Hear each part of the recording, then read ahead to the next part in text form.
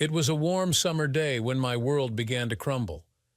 My future wife, Emily, and I had been together for 5 years. I'm 44 and she's 33. We were set to get married this winter. Our love had always seemed as strong as it was in the first few months. We met at work, each in different departments. Our friendship eventually turned into something more. Throughout our time together, we were genuinely happy. Our intimacy was fulfilling. We had no financial worries, and we shared trust, respect, open communication, and common interests. We had fun together, and there was no mistrust or insecurity when we pursued our individual interests. I must confess, when we first met, Emily was engaged to someone else.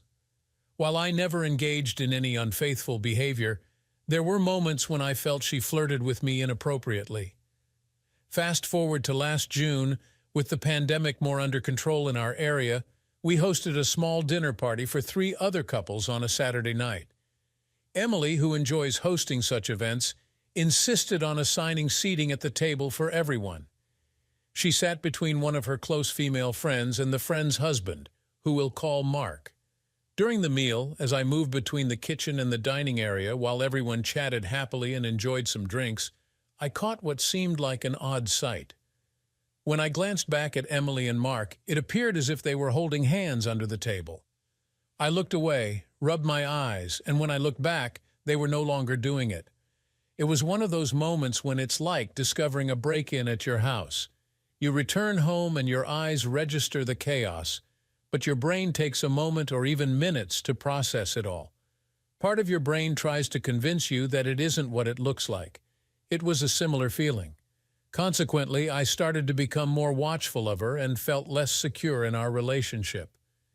Fast forward to October, and I began to notice something.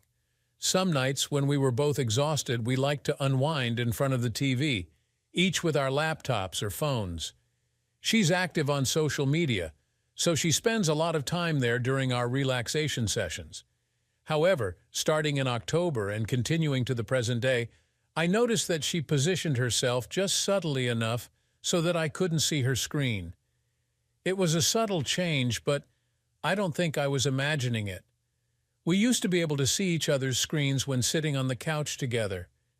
Before this, I considered inviting Mark and his wife to our planned March vacation.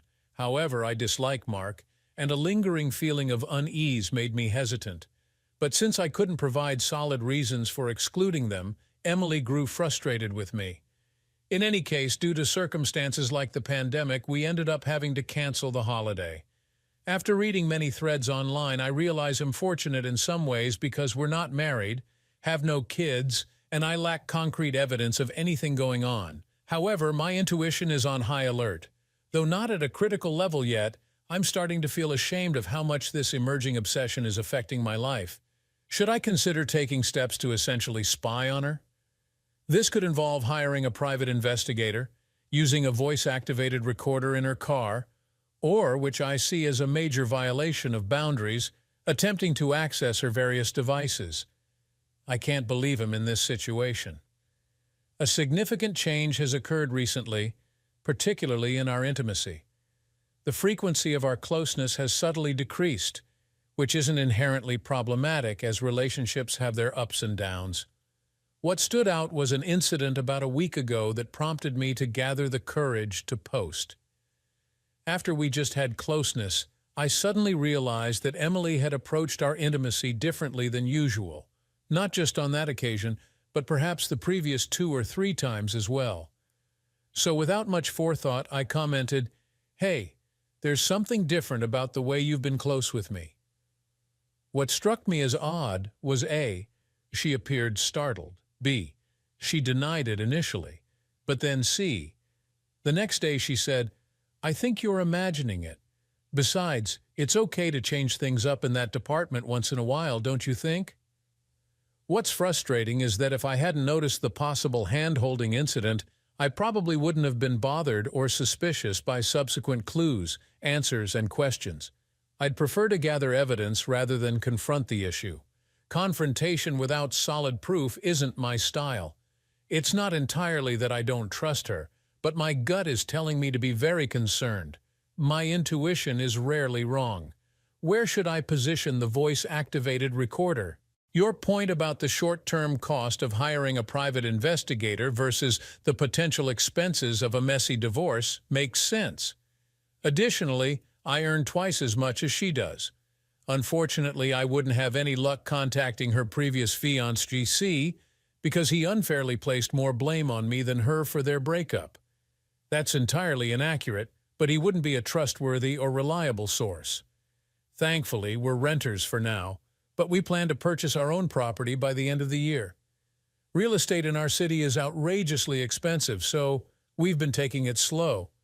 While we currently live together, it's a situation that could be easily terminated, and we no longer work at the same place.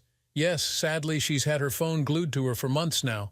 I honestly can't recall the last time I saw it lying around.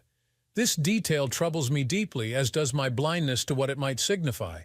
I should mention that I've started the investigative process in several ways. Additionally, I have a business trip out of town scheduled for the weekend after Labor Day, providing a natural opportunity to observe her actions in my absence. I've hired a private investigator and they begin their work tomorrow. I've realized that I can't wait for 2 weeks to ease my conscience, so last night I had a heart-to-heart with my oldest and closest friend. He's now aware of what I'm going through, and I'm flying out to his city tomorrow evening for an extended weekend there. I've informed Emily about the trip, and her emotional response seemed oddly mixed.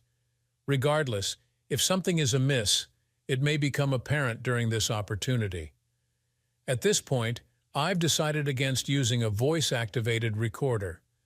With the wedding set for December, we haven't invested a significant amount of money in it yet, and what we have spent can likely be recovered, for example, refundable deposits. In other words, this won't turn into a messy legal or financial situation. If she's cheating, he'll quietly exit the relationship without causing a scene. The potential trauma of discovering her infidelity is already overwhelming, and I don't need to hear her exchanging sweet nothings with another man. Furthermore, as some of you have gently suggested, this situation has altered my perception of her, and it has shed light on potentially larger issues in the relationship even without infidelity. I met with the private investigator. She's indeed cheating on me with the individual I mentioned. I am in shock and utterly devastated. On Friday night, he stayed overnight at our place with her and didn't leave until the next morning. On Saturday night, for some reason, they stayed in a hotel until the following morning. The private investigator has provided time-stamped photographic evidence. I'm too numb to write any further. It's been quite a day. A good friend who knew about my situation provided tremendous support and was prepared when I shared the unfortunate news with him. I was on autopilot at work, but later in the afternoon I managed to take some time off. In the afternoon, my friend went to Mark's wife's house, the other betrayed spouse. He rang the doorbell and personally handed her the photos of Emily and Mark. These photos are time-stamped and explicit, leaving no doubt about what was happening.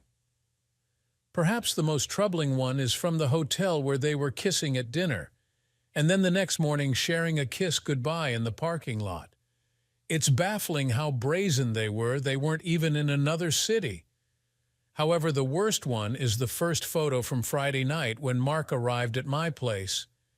Since we live in a duplex, she had to open the front door to let him in. The photo captures the pure, joyous excitement in her eyes, a moment I'll never forget for as long as I live. About an hour later, my friend went to my place after delivering the photos to the other betrayed spouse. He handed Emily a package I had prepared for her. Inside were the photos and a simple note from me. I expressed that my future goodwill toward her, not in person but in my mind, would depend on her willingness to come clean about the whole truth. I informed her that our relationship was over and that I never want to see her again, let alone think about marriage. I gave her until Thursday afternoon to move out of our place, which I entirely cover financially, and I requested that she leave her engagement ring in a clearly visible spot.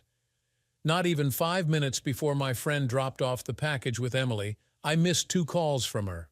She followed up with several nervous texts asking my whereabouts, why I wasn't answering, and why I wasn't at work.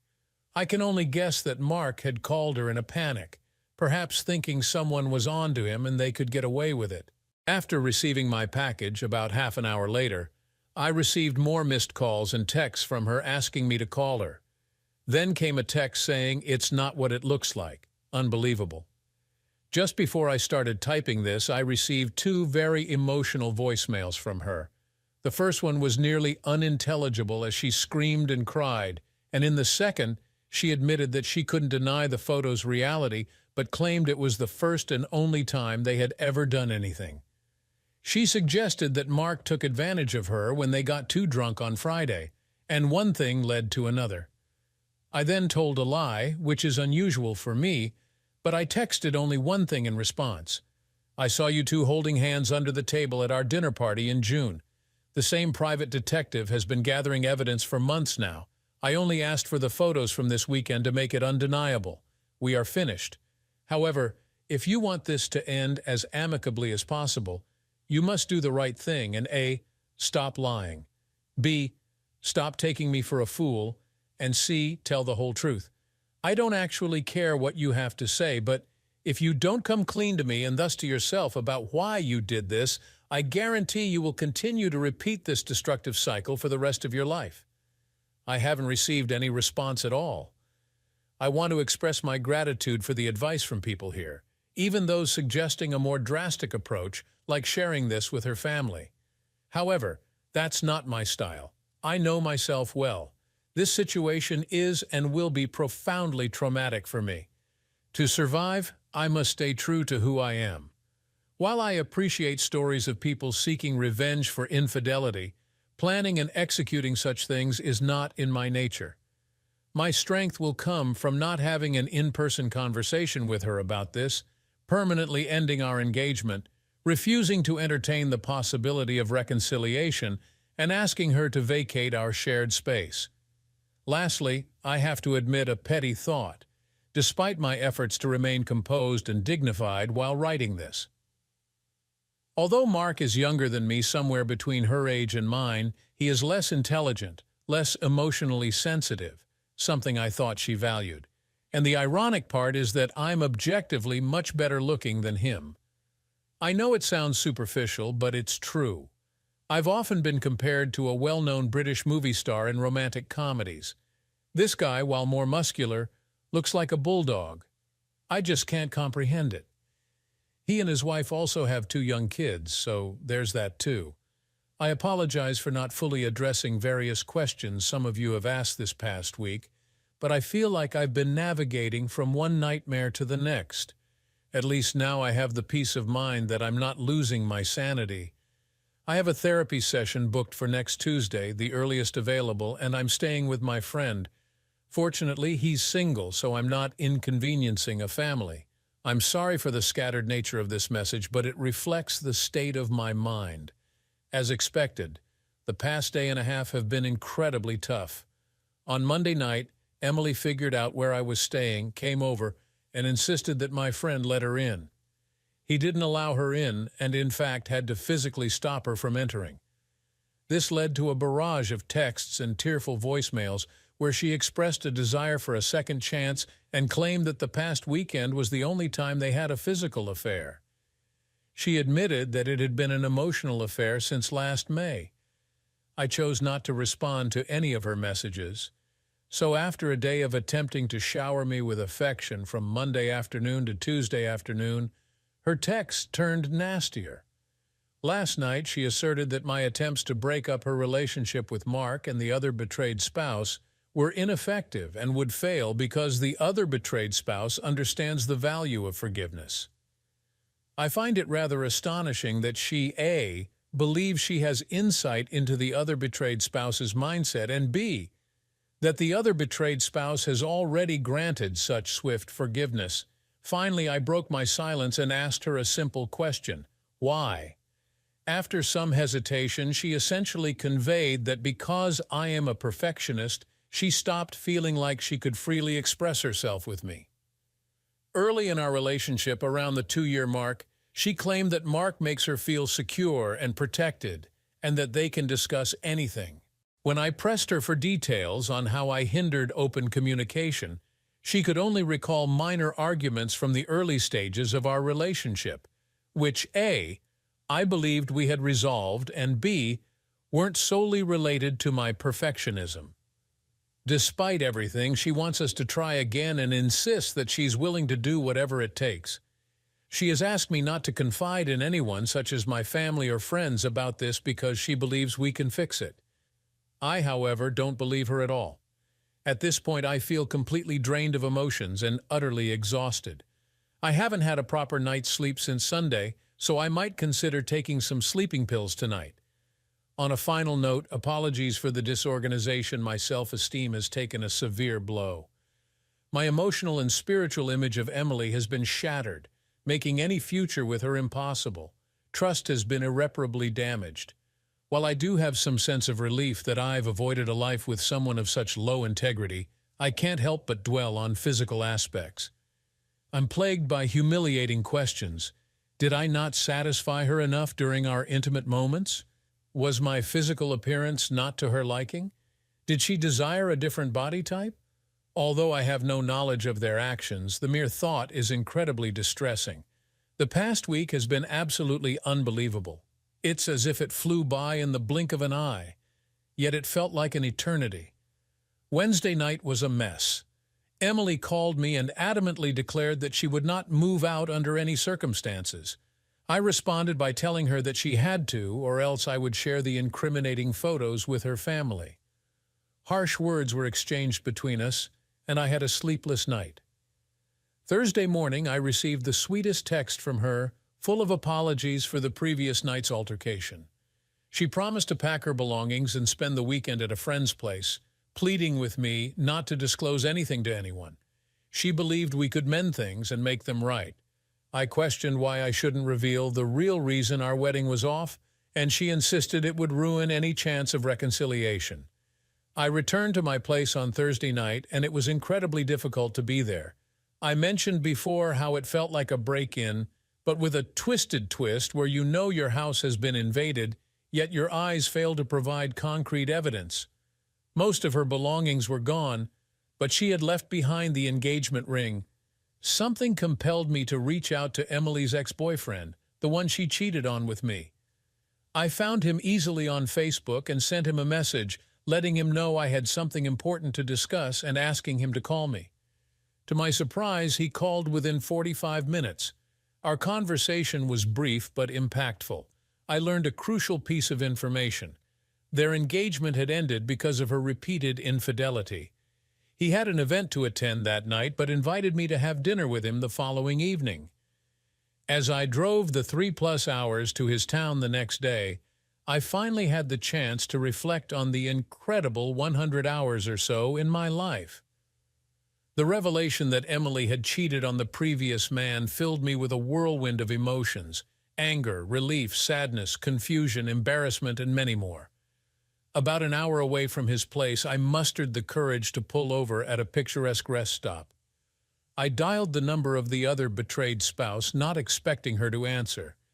To my surprise, she did. There were lengthy, tearful silences on her end. She revealed that her husband had cheated on her before their wedding and when she was 6 months pregnant with their second child. They had worked through their issues, and as far as she knew, everything was better. Disturbingly, despite her husband's multiple infidelities, she framed Emily as the aggressor and her husband as the victim of a predatory woman. What shocked me even more was her statement that many people knew about Emily's infidelity with her ex-fiancé GC, but had kept it from me to spare my feelings. Finally, when I inquired about her plans, she revealed that he was willing to do whatever it takes to mend things with Emily, including counseling and full transparency.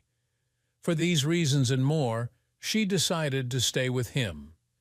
The most important detail she casually mentioned at the end of our conversation was her eagerness to start over with him after Labor Day weekend, as he had an unexpected business trip over the weekend, leaving on Friday and returning yesterday, Monday. With the fog of deception from Emily finally clearing, my senses were on high alert. and I immediately contacted my excellent private detective to inform him of this development. After the initial exposure of the affair, he had advised me to retain his services a little longer because it's common for exposed individuals like Mark to continue their affairs but become more cautious about concealing them. Consequently, I authorized further investigative work on his part. I met with Emily's ex and we went to a steakhouse. The first 30 minutes were incredibly challenging, with two men who had both been betrayed by the same woman, each grappling with a whirlwind of emotions. However, the conversation gradually improved. He shared details about Emily's numerous infidelities that he knew of during their relationship and his deep regret for repeatedly taking her back. Strangely, what convinced him to reconcile with her was her comparing him favorably to her other partners, saying, "How could I be so foolish to be with an inferior man when I have you?" I could sense the mix of emotions within him upon learning about my situation. Part of him felt anger and sorrow on my behalf, but another part, on a more primal level, seemed relieved that his worst suspicions about her had been confirmed. I understood this complex response and didn't interpret it as deriving pleasure from my suffering, but rather as finding closure that it wasn't about him or his shortcomings in their relationship. Understanding this, partially thanks to this incredible community, was also liberating for me. As much as Friday turned out well, Saturday was dreadful. I woke up to a venomous message on my private Facebook group dedicated to the now canceled wedding, consisting of the groomsmen, bridesmaids, and our two main families. To simplify, Emily posted a message stating that unfortunately, the wedding was off. She added that despite our efforts to address the emotional strain in the last few years of our relationship, I couldn't overcome my negative patterns, insinuating that I might try to spin the situation differently. I was utterly shocked, although in hindsight, I can't say it was entirely unexpected. Many people here had cautioned me about this possibility. I won't delve into my emotions on that day. I did nothing I would later regret. In fact, I maintained complete silence, not communicating with her or the group. Of course, my own family is aware of the situation. However, I can't help but wonder why she had a change of heart after her Thursday morning texts expressing a desire to reconcile with me. Was the allure of being with Mark so irresistibly intoxicating? Her actions truly puzzle me. You would think she'd want to keep me around while enjoying the secret excitement of her affair. She must genuinely despise me if she could write a note like that, fully aware that he'll likely never speak to her again. It's both disgusting and astonishing. To make matters worse, if that's even the right word, I later found out that Emily and Mark had checked into a luxurious spa about 90 minutes outside of town that Friday night. More photos, more evidence. They dined at a lovely restaurant in the spa resort, making it rather easy to capture numerous pictures of a couple deeply in love, seated beside each other at this romantic getaway. By yesterday afternoon, armed with photographic proof from two affair-filled weekends, I selected the 6 most compelling photos and shared them with our Facebook wedding group. I apologized for the delay in responding to Emily's deceitful Saturday message, explaining that I had been visiting her ex-fiancé and was disappointed, though not surprised, to discover that she had engaged in similar behavior before.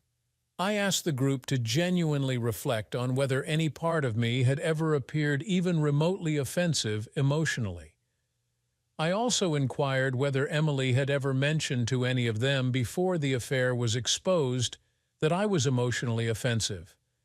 I felt that honest answers to these questions, in addition to the damning photos, would reveal the truth. I've received several supportive messages from most members of the group, with the ones from the bridesmaids providing an extra boost of encouragement. Her father has invited me for coffee this week. He holds me in high regard, however, I'm not entirely sure I want to meet him despite our close relationship. Lastly, as liberating as it has been to break free from this tumultuous relationship that lasted 5 years, most of me is shattered beyond belief. I not only question my supposed ability to observe and understand someone I lived with for 5 years, but I'm also deeply concerned about the profound damage this experience will inevitably inflict on all my future relationships. Yes, I am free, but I will never fully trust again. I want to address something that many people have inquired about, but I haven't mentioned yet. He suggested that I possess significant power in this situation and have an opportunity akin to a god to grant his daughter forgiveness and redemption.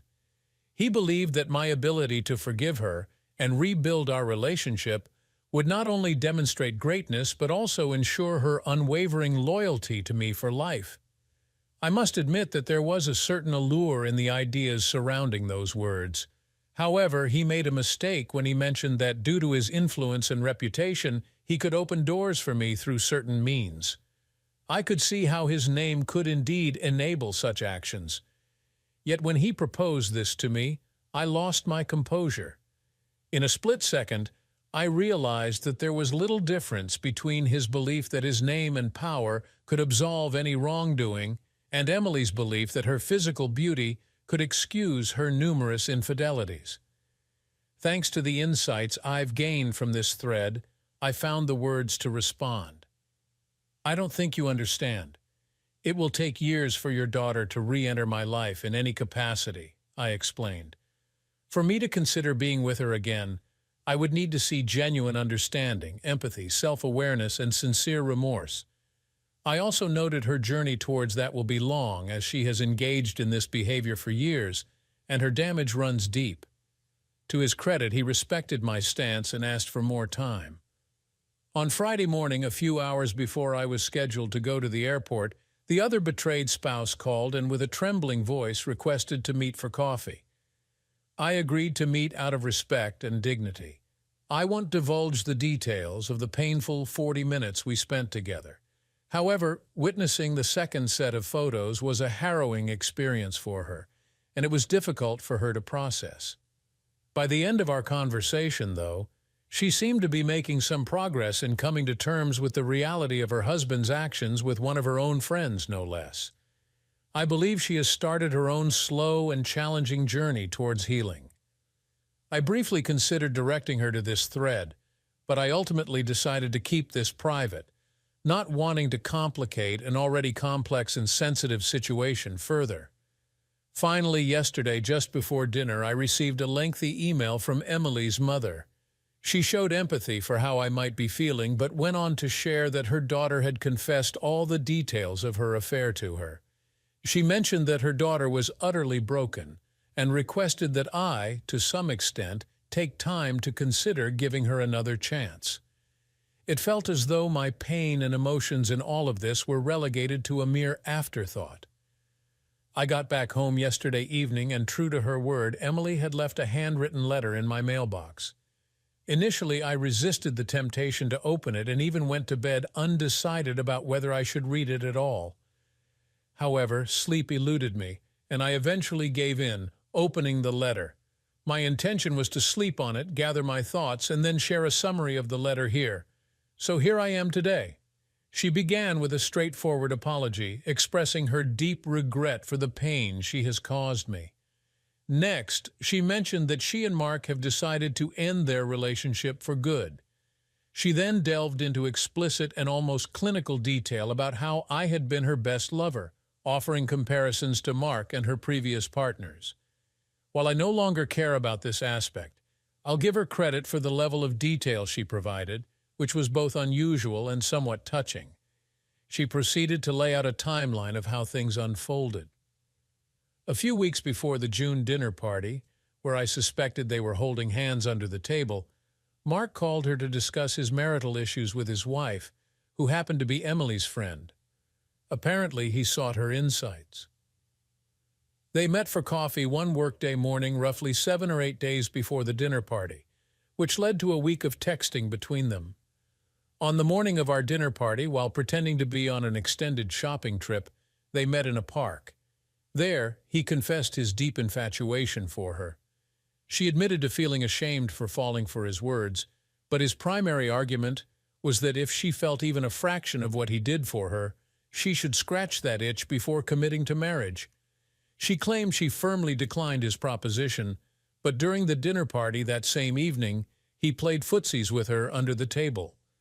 She regarded it as unlucky that I happened to glance back just as he made physical contact with her. He suggested that I possess significant power in this situation and have an opportunity akin to a god to grant his daughter forgiveness and redemption. He believed that my ability to forgive her and rebuild our relationship would not only demonstrate greatness, but also ensure her unwavering loyalty to me for life. I must admit that there was a certain allure in the ideas surrounding those words. However, he made a mistake when he mentioned that, due to his influence and reputation, he could open doors for me through certain means. I could see how his name could indeed enable such actions. Yet, when he proposed this to me, I lost my composure. In a split second, I realized that there was little difference between his belief that his name and power could absolve any wrongdoing and Emily's belief that her physical beauty could excuse her numerous infidelities. Thanks to the insights I've gained from this thread, I found the words to respond. "I don't think you understand. It will take years for your daughter to re-enter my life in any capacity," I explained. "For me to consider being with her again, I would need to see genuine understanding, empathy, self-awareness, and sincere remorse. I also noted her journey towards that will be long, as she has engaged in this behavior for years, and her damage runs deep." To his credit, he respected my stance and asked for more time. On Friday morning, a few hours before I was scheduled to go to the airport, the other betrayed spouse called and with a trembling voice requested to meet for coffee. I agreed to meet out of respect and dignity. I won't divulge the details of the painful 40 minutes we spent together. However, witnessing the second set of photos was a harrowing experience for her, and it was difficult for her to process. By the end of our conversation, though, she seemed to be making some progress in coming to terms with the reality of her husband's actions with one of her own friends, no less. I believe she has started her own slow and challenging journey towards healing. I briefly considered directing her to this thread, but I ultimately decided to keep this private, not wanting to complicate an already complex and sensitive situation further. Finally, yesterday, just before dinner, I received a lengthy email from Emily's mother. She showed empathy for how I might be feeling, but went on to share that her daughter had confessed all the details of her affair to her. She mentioned that her daughter was utterly broken and requested that I, to some extent, take time to consider giving her another chance. It felt as though my pain and emotions in all of this were relegated to a mere afterthought. I got back home yesterday evening, and true to her word, Emily had left a handwritten letter in my mailbox. Initially, I resisted the temptation to open it and even went to bed undecided about whether I should read it at all. However, sleep eluded me, and I eventually gave in, opening the letter. My intention was to sleep on it, gather my thoughts, and then share a summary of the letter here. So here I am today. She began with a straightforward apology, expressing her deep regret for the pain she has caused me. Next, she mentioned that she and Mark have decided to end their relationship for good. She then delved into explicit and almost clinical detail about how I had been her best lover, offering comparisons to Mark and her previous partners. While I no longer care about this aspect, I'll give her credit for the level of detail she provided, which was both unusual and somewhat touching. She proceeded to lay out a timeline of how things unfolded. A few weeks before the June dinner party, where I suspected they were holding hands under the table, Mark called her to discuss his marital issues with his wife, who happened to be Emily's friend. Apparently, he sought her insights. They met for coffee one workday morning, roughly 7 or 8 days before the dinner party, which led to a week of texting between them. On the morning of our dinner party, while pretending to be on an extended shopping trip, they met in a park. There, he confessed his deep infatuation for her. She admitted to feeling ashamed for falling for his words, but his primary argument was that if she felt even a fraction of what he did for her, she should scratch that itch before committing to marriage. She claimed she firmly declined his proposition, but during the dinner party that same evening he played footsies with her under the table. She regarded it as unlucky that I happened to glance back just as he made physical contact with her. She mentioned he initiated this as well. Their first kiss happened in late August, incredibly while she was visiting Mark and the other betrayed spouses home for drinks and dinner during a weekend when I was away. The other betrayed spouse had gone to put their children to bed after dinner, and during this time he passionately kissed Emily while his wife was out of the room. She acknowledged it was wrong but found it thrilling. Throughout September, he apparently pressured her heavily to get me to agree to have him and the other betrayed spouse join us on our January vacation. A significant portion of their text messages in September and October revolved around various scenarios he devised for them to engage in an illicit affair right under our noses. She provided vague details about when their affair began, mentioning it started in early November. They insisted on meeting in my house as often as they could manage. She claimed that his ultimate thrill was to humiliate me. Surprisingly, her main argument was as follows. She acknowledged that infidelity might run in her family or be in her DNA, but she claimed she was completely willing to leave all of that behind because I am the perfect man. Her twisted logic was that by having this affair, she could cleanse herself of her demons and prepare for a committed life with me. She also mentioned that one of the main attractions of the affair was her strange aversion to this man, the very one who made her feel safe and secure, combined with his desire to humiliate me. She believed her self-disgust for choosing him would finally help her overcome her last temptation to cheat. Additionally, she stated that she would be living with her parents indefinitely. She expressed her intention to undergo therapy for the first time in her life. She promised to write me a monthly letter to update me on her progress. She claimed she wanted to win me back, but only on my terms. She admitted that my decision to cut her off the way I did made her realize how much she truly loves and wants me, and she was devastated by her actions. Regarding her previous comments about being emotionally offensive, she sort of apologized, particularly for their public nature, but she didn't completely retract her statements.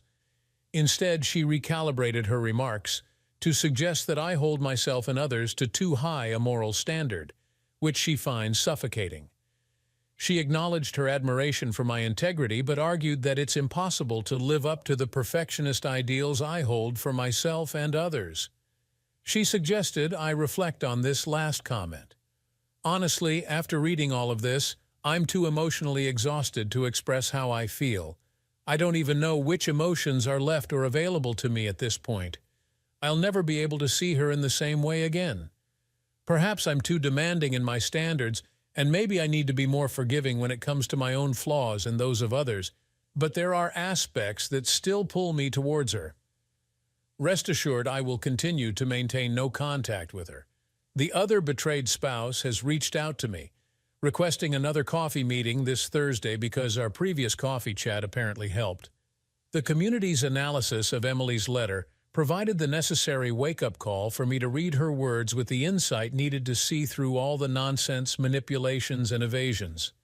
My challenge was to retrieve the engagement ring while still maintaining my no-contact stance with Emily. So late on Tuesday night, I sent an email to Emily's father, expressing my appreciation for his daughter's letter, but explaining that by not returning the ring, she wasn't respecting the boundaries I had set. He responded early the next morning, agreeing with me and suggesting we meet for lunch at an exclusive restaurant. What a family indeed. During the first half of our lunch, we talked about everything but the underlying issue at hand. It was like skirting around a 700-ton iceberg beneath the surface of the conversation. Eventually, though, he produced the ring and returned it to me, but not without some theatrics. He continued to blame himself for his daughter's problems and mentioned her mental health being under great threat due to the shock of being denied something she wants, which apparently is me, for the first time in her life. However, things took a sour turn between us when near the end of the meal, I leaned back in my chair, observed him carefully for about 10-15 seconds, making him quite uncomfortable, and then said, let me tell you something. By the time I was 13, and it's possible I was even younger, my mother instilled in me a powerful mantra. Take responsibility for your actions. When I was younger, I was skilled at finding ways to shift blame for my wrongdoings onto others or other excuses. My mother taught me before I was even in high school that it is liberating to own up to our mistakes. It's empowering. He appeared torn between anger and embarrassment, and a lengthy silence hung between us. I gently slid a photocopy of his daughter's letter across the table, saying, "I'm sure you haven't read this." It was evident that there was no way he had read the letter in its entirety. He crumpled it up and pushed it back across the table to me. Then, in a sinister tone, he said, "If you can't accept Emily's truths at face value, then you two have no hope of reconciling this unfortunate temporary situation." When I looked at him utterly stunned and said nothing, he continued, "It would please me to see you two back together. I don't appreciate the way you spoke to me this afternoon, and frankly, I thought you had considerably more class than this, but I'll attribute it to the grief you're experiencing. You need to do the right thing here." So I asked, "And what is that?" He just stared at me for about 5 seconds, said nothing, walked over to pay the bill at the front, and then left. So that man could have been my future father-in-law, but in reality, I had a great coffee meeting with the other betrayed spouse a few hours ago. It was tough because I shared the contents of Emily's letter with her, although I chose not to show it to her for various reasons I'm content with. She then proceeded to tell me her husband Mark's version of events, which was quite astonishing. It was essentially Emily's letter, but with the blame shifted onto her. He portrayed himself as the victim while she was the aggressive offender. Oh, and he mentioned that Emily justified it all by claiming I was emotionally offensive. Beyond the shock of that, it became clear from her timeline that the affair had likely started as early as April. Mark had certainly confessed to certain events from around that time, with Emily acting as the agent of influence and temptation in each case. After we shared our respective tales from the crypt, something incredible happened. We both began laughing, nervously at first, then moved to immature giggling, and finally, we were in fits of laughter. It was a beautiful and cathartic moment. Honestly, it was the most liberating and light-hearted feeling I've experienced in months. She later got a bit teary-eyed, expressing that she didn't know what she was going to do. However, she recognized that he is just as troubled as Emily, and she needs to find a way to extricate herself from him somehow. So that's where things stand. Despite the uplifting and empowering experiences of the past 48 hours or so, as I sit here writing this, I suddenly find myself overwhelmed by sadness, loneliness, and a sense that I may never fully recover from this and may never be able to trust again. One thing is certain, I won't be taking Emily back. I'm in the process of drafting a final letter to her, politely asking her to leave my life forever. What a mess! And as I've asked before and will continue to ask, what was all this for? I sent the following letter yesterday afternoon. I know some of you may disapprove, especially those who have questioned why send a letter at all, but I felt it was important to share what I wrote with this community. Despite the expected negative reactions, it feels good to have written and sent it. Obviously, her name is not Emily, but Emily, this letter is in 3 parts. This is the last time I'll be communicating with you. I request that you refrain from contacting me in any way from now on. I also kindly ask that neither your family nor any friends reach out to me on your behalf in the future. If you or your family disregard this boundary, I may have to resort to legal action to protect myself. Our relationship has been irreparably damaged due to your choices and actions. Regarding your letter, I'm pleased to hear that you're seeking therapy. I hope it proves beneficial, and that during that process, you can achieve a level of self-honesty you've never had before. The environment around you has supported and continues to support your behavior. So even if you manage to address the significant voids within yourself, you'll need to break free from your family's influence. I appreciate you returning the ring. I'd like to reminisce about a moment, possibly the last time, when we were genuinely happy together. During the peak of the pandemic, we escaped to your parents' cabin by the ocean for a memorable long weekend. One Friday afternoon, we were exploring some high rocks, and you ventured dangerously close to the edge, risking falling into the sea. I pulled you back and cautioned you about the danger. Later that evening, by the fire, when we discussed that moment, you said, "Risk is good. It makes us feel incredibly alive. And besides, I know you will always be there to pull me back." Now I understand that everything about you and your intentions to ruin our relationship were encapsulated in that one moment. While I'm slightly disappointed in myself for not realizing it sooner, I'm now thankful that I see you for who you truly are. I only hope you can gather the courage to change, but I won't be a part of that process. This morning I had breakfast with the maid of honor for the wedding that will never happen. She was with Emily on Saturday when she received my final email. Apparently, Emily was extremely devastated and spent the entire night inconsolable in her room. It's hard not to find this amusing, as it sounds like the reaction of a 13-year-old who can't have a sleepover with their best friend on a Saturday night. More worryingly, the maid of honor also informed me that when her father read the note, he became furious and simply said, "He will pay."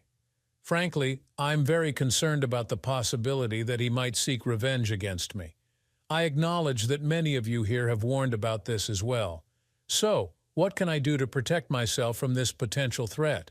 Additionally, as a quick note, while the maid of honor is a true friend to Emily, she's also been supportive of me throughout this ordeal. Towards the end of our breakfast this morning, I expressed my gratitude for keeping me updated and asked her why she wanted to help. She shared something I wasn't aware of. She broke up with her long-term partner about a year ago because he repeatedly cheated on her. What's particularly interesting is that the maid of honor believes that Emily was initially drawn to her as a friend for the same reason she was attracted to me as a boyfriend. We both embody stability, reliability, and integrity, qualities that Emily seems to lack herself. The maid of honor wasn't surprised that Emily cheated on me, as she believes she has a history of doing so, although she thought I might be an exception. She continues to be a friend to Emily, but also empathizes with me and believes I've done the right thing. Now, on to some concerns about the other betrayed spouse. Until Thursday, we had been exchanging light texts every day, offering support and encouragement. However, I haven't heard from her since we met, which is understandable considering we're both dealing with our grief. In addition to not hearing from her, the maid of honor mentions that the other betrayed spouse has been sending numerous angry and hurtful messages to Emily via text, phone calls, and emails over the past few days.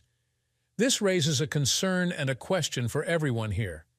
Concern: I worry that the other betrayed spouse's anger towards Emily might be influenced by Mark's negative influence, and she might be inclined to place blame solely on Emily rather than the wayward spouse. I'm concerned about her well-being.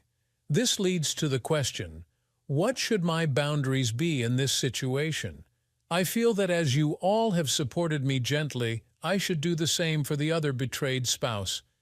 However, I believe that I can guide but not insist, just as you can lead a horse to water. I wonder how persistent I should be in offering support. Many of you have suggested being there for her, and I have tried to do that, but I can also understand why I might remind her of the pain she's experiencing, and talking to me might bring back memories of the similar harm done to her. I appreciate your help in advance on these matters. As for myself, I'm experiencing emotional ups and downs. I have no desire to have Emily back in any form. This is who I am now. However, I'm currently struggling with the idea of closeness in future relationships. I'm afraid quite strongly that it'll bring a lack of confidence to the process, which has never been an issue before.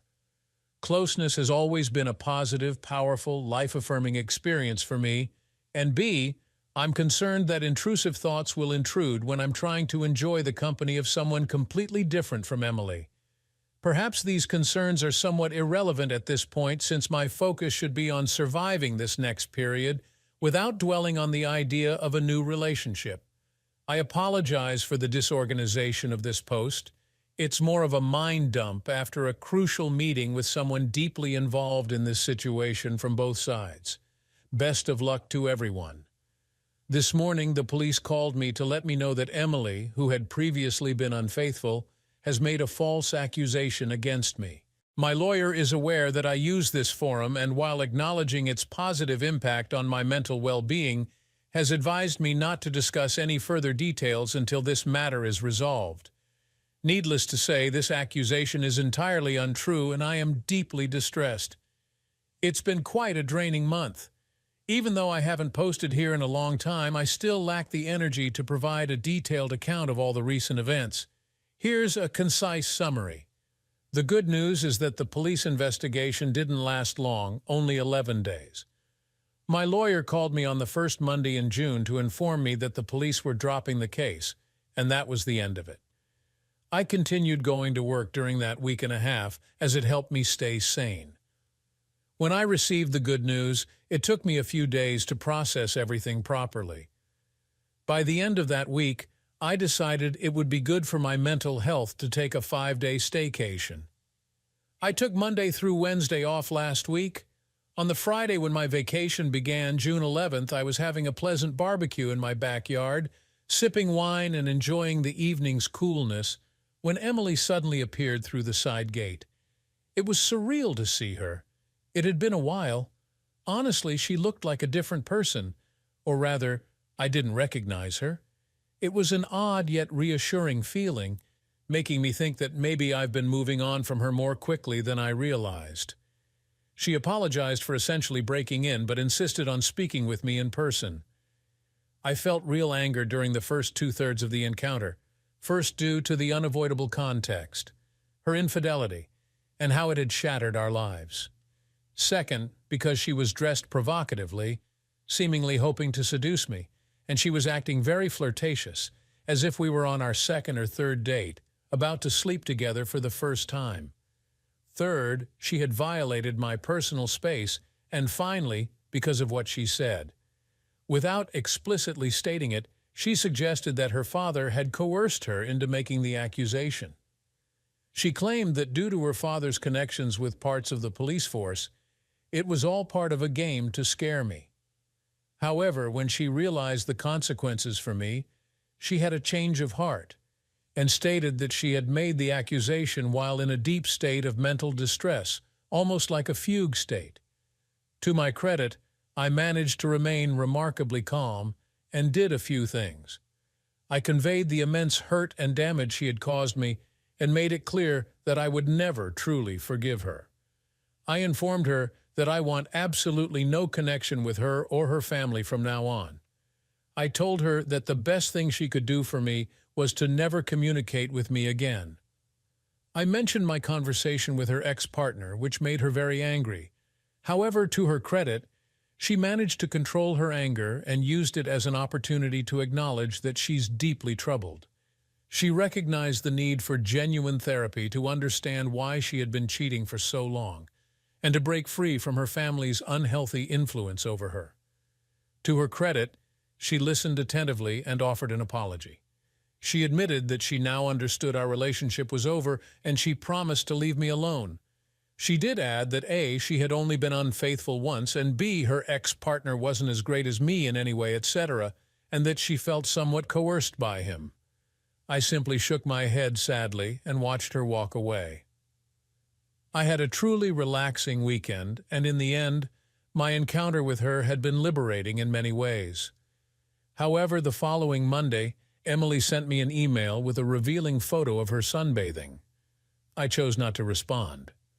The next day, she sent an even more revealing photo with a note saying, "I know you can't dislike these that much if you aren't telling me to stop." Then, on the same day, she sent me a fairly explicit video of herself. At that point, I did respond, expressing anger and informing her that I would pursue legal action to remove her and her family from my life because of their relentless pursuit. Later that evening, she wrote back, apologized, and said she recognized her need for help and wouldn't contact me again. I haven't heard from her since, though it's only been 5 days now. The most complex part of my update is the following. The other betrayed spouse reached out to me on Friday night apologizing for her silence, and we had a pleasant exchange both then and throughout Saturday. It was so pleasant that she essentially invited herself over for drinks yesterday afternoon. On the surface, she's trying to break free from her manipulative and toxic husband, but deep down, it's evident to me that she's still in love with him and might want to hurt him as much as she can, whether to win him back or for some other reason. To get to the point, we shared a passionate kiss. I wonder if it's strange that Emily's photos and video aroused me. My desire had all but disappeared during this ordeal, so the strange combination of feeling like Emily is truly out of my life, coupled with the appreciation of those photos, awakened some dormant desire in me. I could have slept with the other betrayed spouse, but we both realized at the same time how easily it could lead to closeness. So we stopped. However, she has been texting me frequently since then and is trying to arrange another meeting. I know this is not a good situation. The temptations are apparent. 1, I haven't had closeness in a long time and am not ready to start dating, so this might seem convenient. 2, a sense of revenge.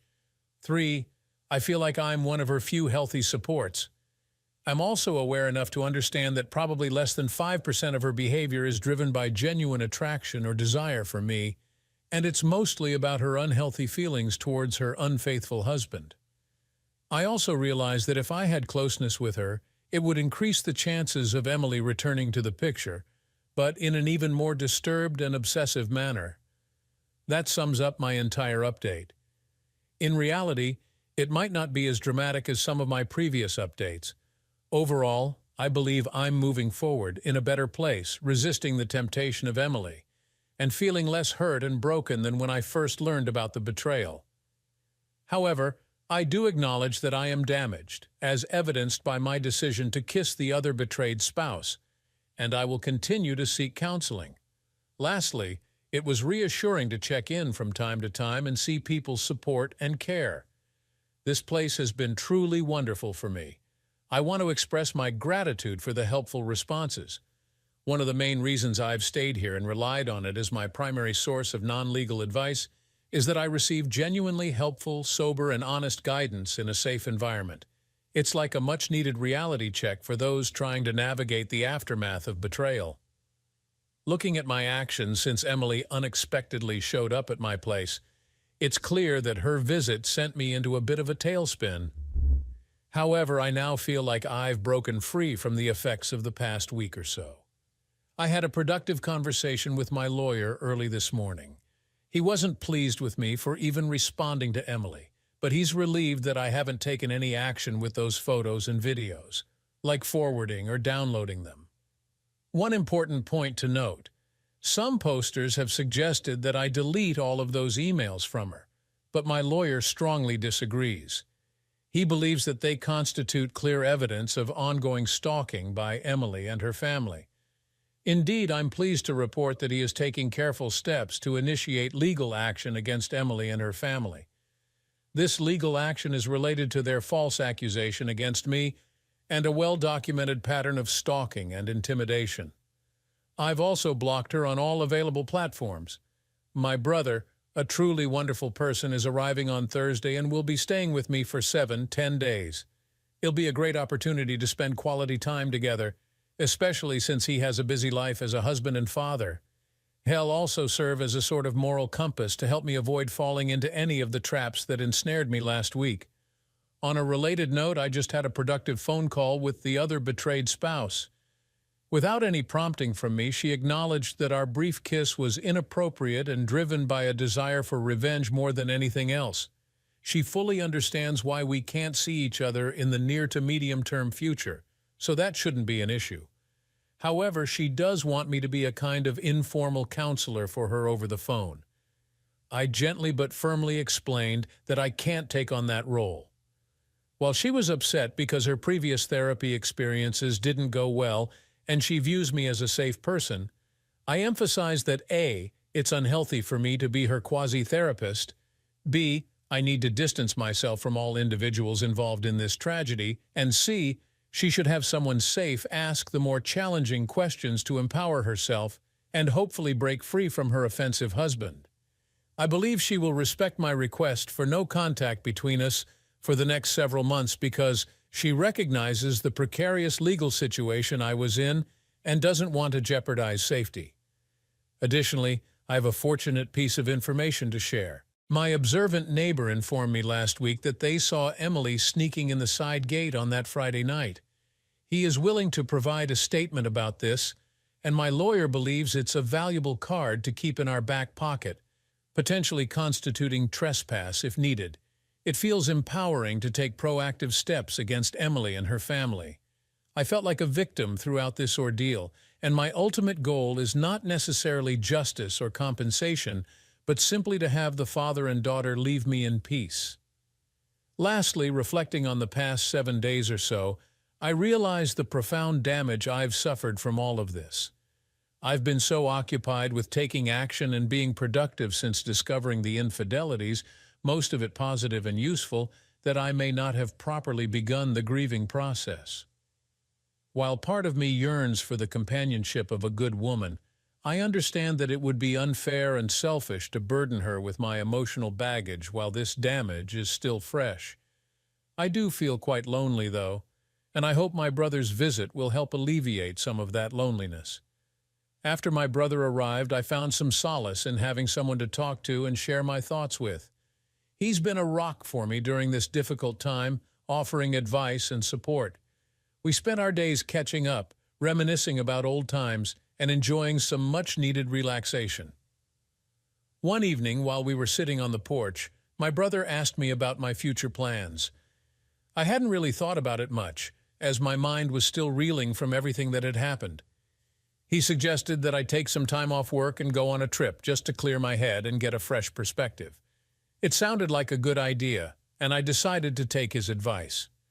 I started planning a road trip across the country, something I had always wanted to do but never found the time for. The idea of hitting the open road and exploring new places felt liberating.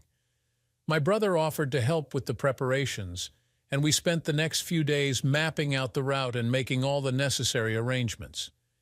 The day before I was set to leave, I received an unexpected call from Emily's mother. She wanted to meet and talk about everything that had happened.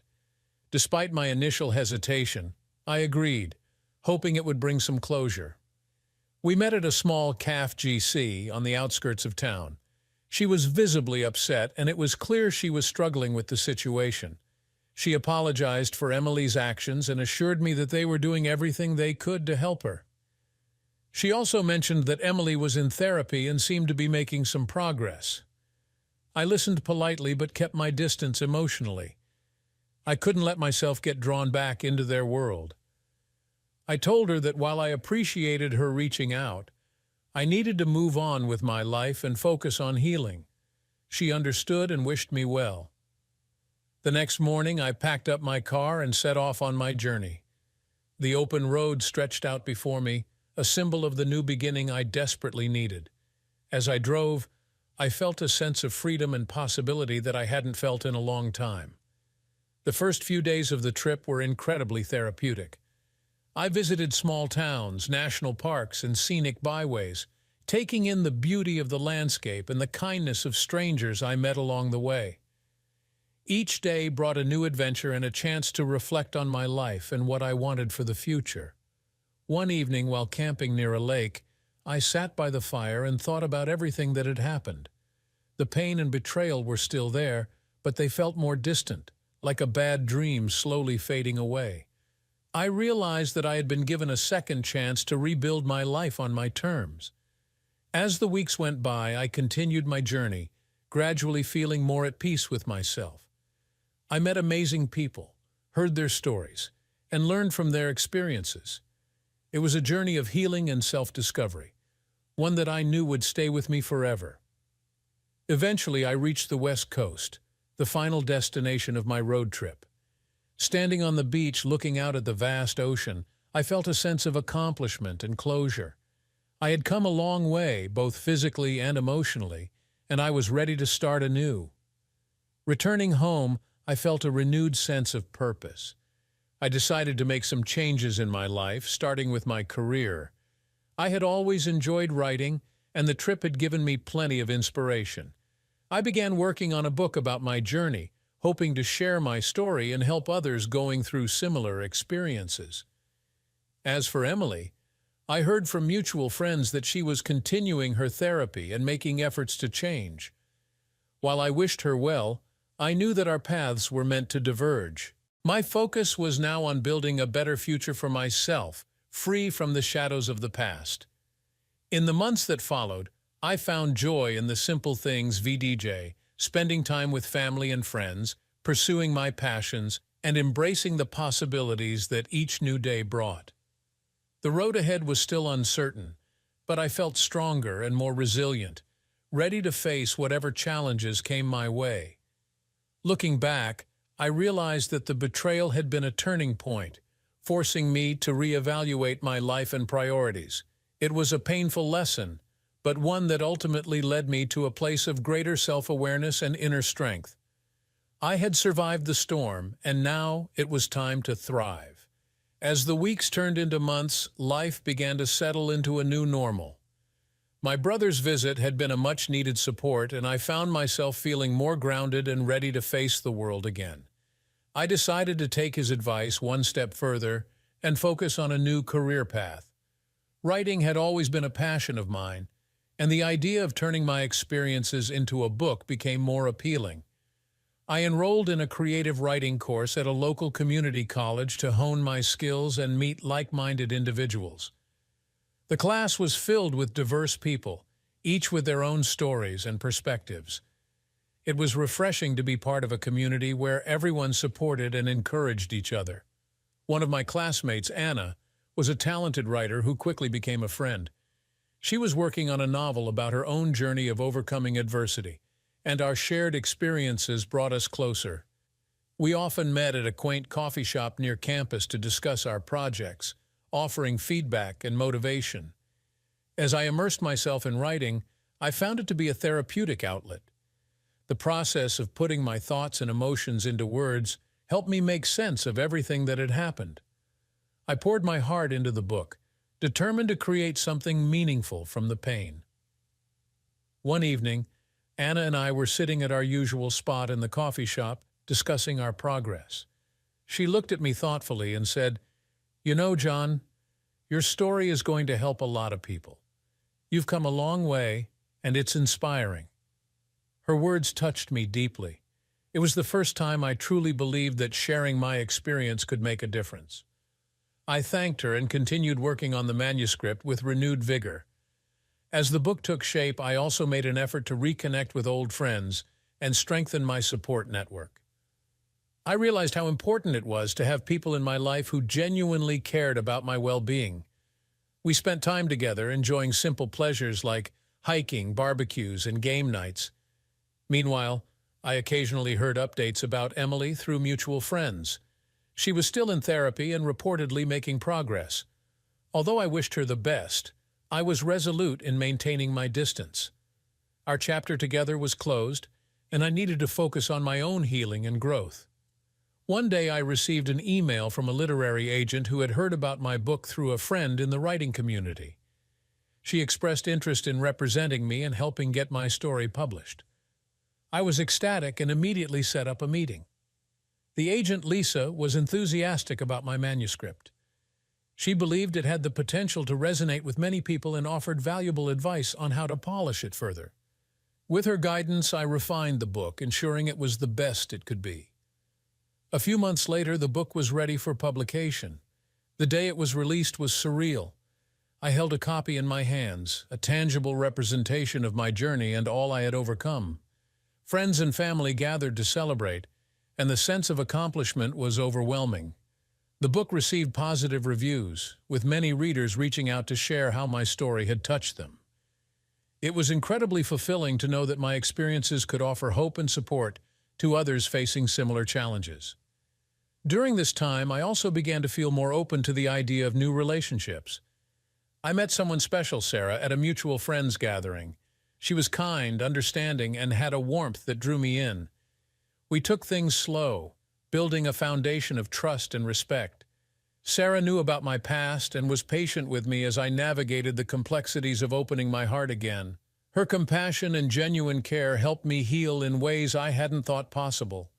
Our relationship blossomed, and I found myself happier than I had been in years. As my relationship with Sarah grew stronger, we started spending more time together, exploring our shared interests and discovering new ones. She introduced me to her love for painting, and I shared my passion for hiking. We often found ourselves lost in conversation, whether we were cooking dinner together or walking through a local park. One weekend, we decided to take a trip to the mountains. It was a spontaneous decision, driven by a desire to escape the routine and immerse ourselves in nature. We rented a cozy cabin and spent our days hiking trails, breathing in the fresh mountain air and enjoying the tranquility. On the last night of our trip, we sat by the fireplace, sipping hot cocoa and reflecting on our journey together. Sarah looked at me with a smile and said, "John, I'm so grateful we found each other. You've brought so much joy into my life." I took her hand and replied, "Sarah, meeting you has been one of the best things that ever happened to me. You've shown me what it means to love and trust again." As we sat there, wrapped in the warmth of the fire and each other's company, I realized how far I had come. The pain and betrayal of the past felt like a distant memory, replaced by the happiness and fulfillment of the present. Back in the city, life continued to fall into a comfortable rhythm.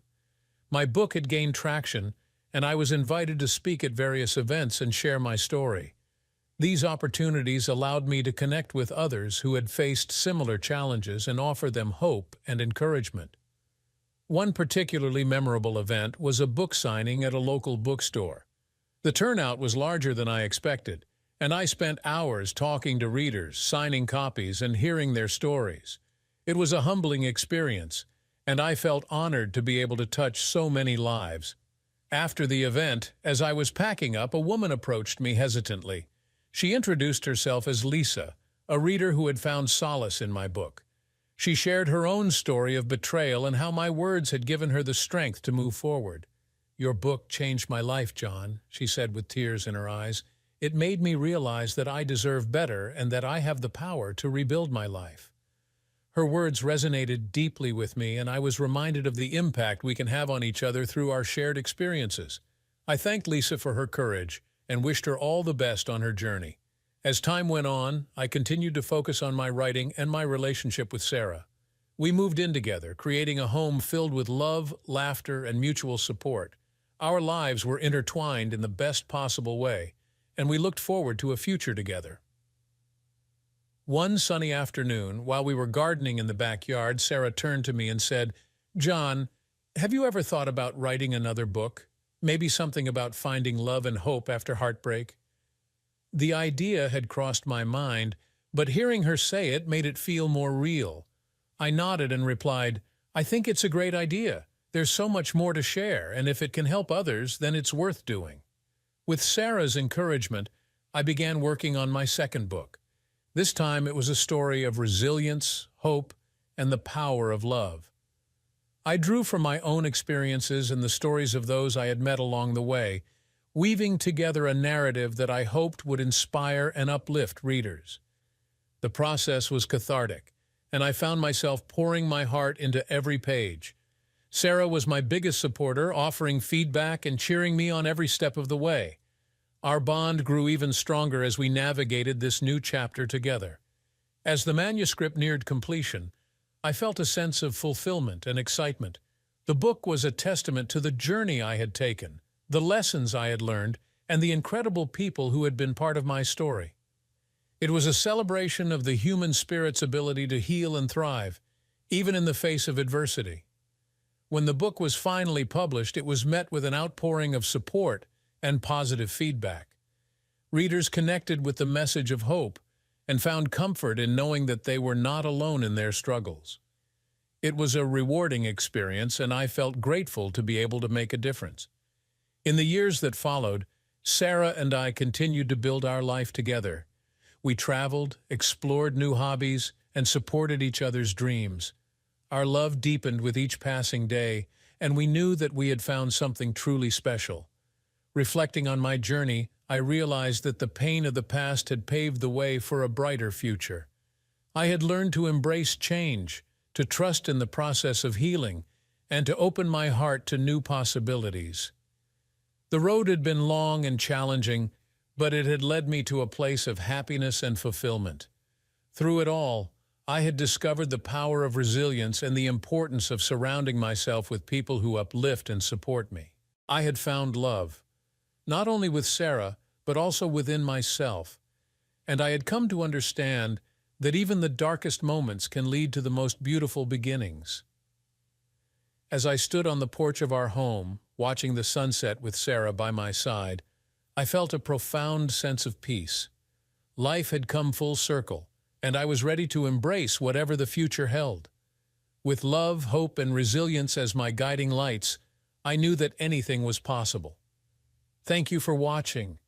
We hope this story of overcoming betrayal and finding new beginnings has inspired you. Remember, no matter how tough things get, there's always a path to happiness. If you enjoyed this video, please like, subscribe, and share your thoughts in the comments. Stay strong and keep moving forward. See you in the next video. My name is Daniel Hartman, but everyone calls me Dan. I can't believe I've been standing in my bedroom doorway for almost 15 minutes now, watching my wife Vanessa have sex with some guy I've never seen before. I had enough time to record the event on my iPhone and snap some clear pictures. The two lovebirds still didn't notice me, and judging by what was happening on my side of the bed, I had plenty of time to take more notes. But honestly, it was getting a little repetitive. When I thought about it for a minute, the guy seemed familiar, maybe because he was very similar to me. That is, he was no younger, no taller, or in better shape than me. Brown hair, blue eyes, 10 fingers and 10 toes, just like me. I think you get the point. So what was the appeal? I think the attraction was that the guy she was having sex with wasn't me. I know it's the cliché of clichés, but I returned home a day early from a business trip to find the ever-present strange car in the driveway that led me to this moment. This was another thing that bothered me. Why did my wife make her lover park his car in the middle of our driveway? We live in a house located on a cul-de-sac with 12 other houses. We were a fairly friendly group, like most residents of such areas. Was she not worried that someone would find out about her cheating? Finding your wife in your bed with another man is, of course, a shock. But honestly, what hurt the most was that in our 19 years of marriage, Vanessa had never, and I mean never, come close to the sexual behavior I had seen her exhibit. Our sex life was pretty vanilla but satisfying. At least that's what I always thought until a few minutes ago. She never even hinted that she wanted sex like this. Obviously, she liked it too. I can honestly say that in all the years that I have known her, she has never once said such words in lust or any other situation. I didn't even know she knew those words. I was also not the recipient of any of the other words of encouragement she had been passionately growling into her lover's ear for the past 15 minutes. The strangest thing was that I did not feel purple anger. I had no desire to grab a gun and shoot them both or take out one of my daughter's aluminum softball bats and beat them with it. Of course, I was angry, sad, hurt, and confused, as probably any husband in my situation would be. I think the lack of rage was because I had simply accepted that my marriage was over. How else in time? I'd probably like to know why, but right now it didn't matter. She did it, and it ended our marriage case closed. End of story.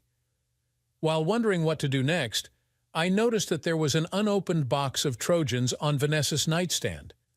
Why the hell have rubber bands if you're not going to use them? After we had two daughters, Madison 14 and Jenna 12, Vanessa made me wear them until I had a vasectomy. She said 2 kids were all we needed, but I was hoping to try for a son. I have always regretted that I had not been more assertive on this issue. That's when I noticed something was missing. For as long as I can remember, Vanessa had 4 photographs on her nightstand. I called it her shrine, and now 2 of them were nowhere to be seen. The biggest one was a family portrait we had professionally done when the girls were very little. It was gone, and neither was our wedding photo. I never thought much of it, but our wedding photo was the smallest of the 4. I may have to reconsider this opinion, however. She left photographs of our daughters in a prominent place for her lover. What kind of nonsense is this? There was nothing special about them. I think they were just baby pictures she framed years ago. I think these were photos of them from kindergarten. Don't think that the question of where the photographs went was very important now. Maybe I had a shock or some kind of out-of-body experience, but for me, this question became the most pressing. After some thought, I realized exactly where they should be. They should have been in her second drawer, simply must be.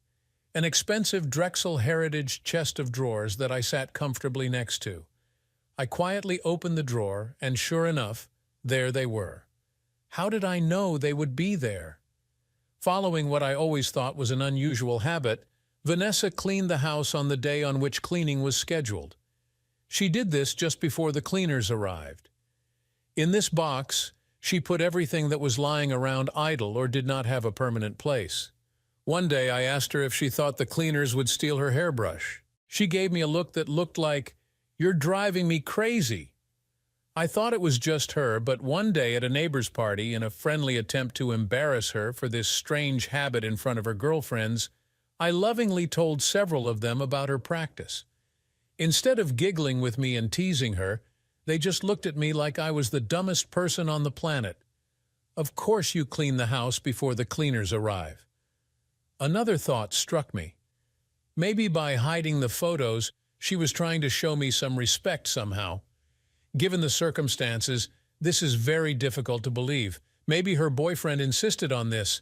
Not knowing exactly why, I carefully and quietly removed the photographs from the drawer. I decided it was time to leave. With 2 photographs in hand, I slipped out of the house. Since it was only 3:30, I decided to stop by work. I had been gone for several days, and there was no doubt a stack of meaningless papers on my desk that needed to be sorted through. I arrived and immediately slipped into my office. Surely several colleagues somehow noted my presence, but I did not hear a single greeting. I was focused on locking myself in my office to the exclusion of everything and everyone else. I closed the door behind me.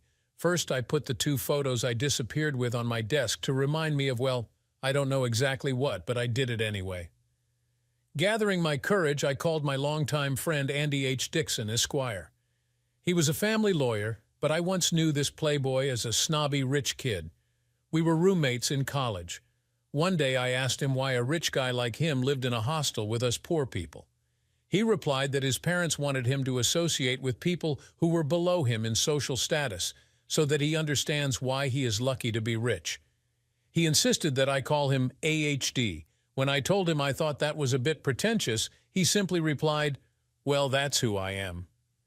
AHD Dixon must have moved on in his world because when I called him, I had to go through 3 subordinates to get to him. That's right. I had to call his office because he refused to give me his cell number. He said his cell phone is for clients only because it makes it easier to track his billable hours. It seemed like it never occurred to him to use 2 phones. I thought all pretentious idiots had at least 2. "Daniel, good to hear from you. How can I help you?"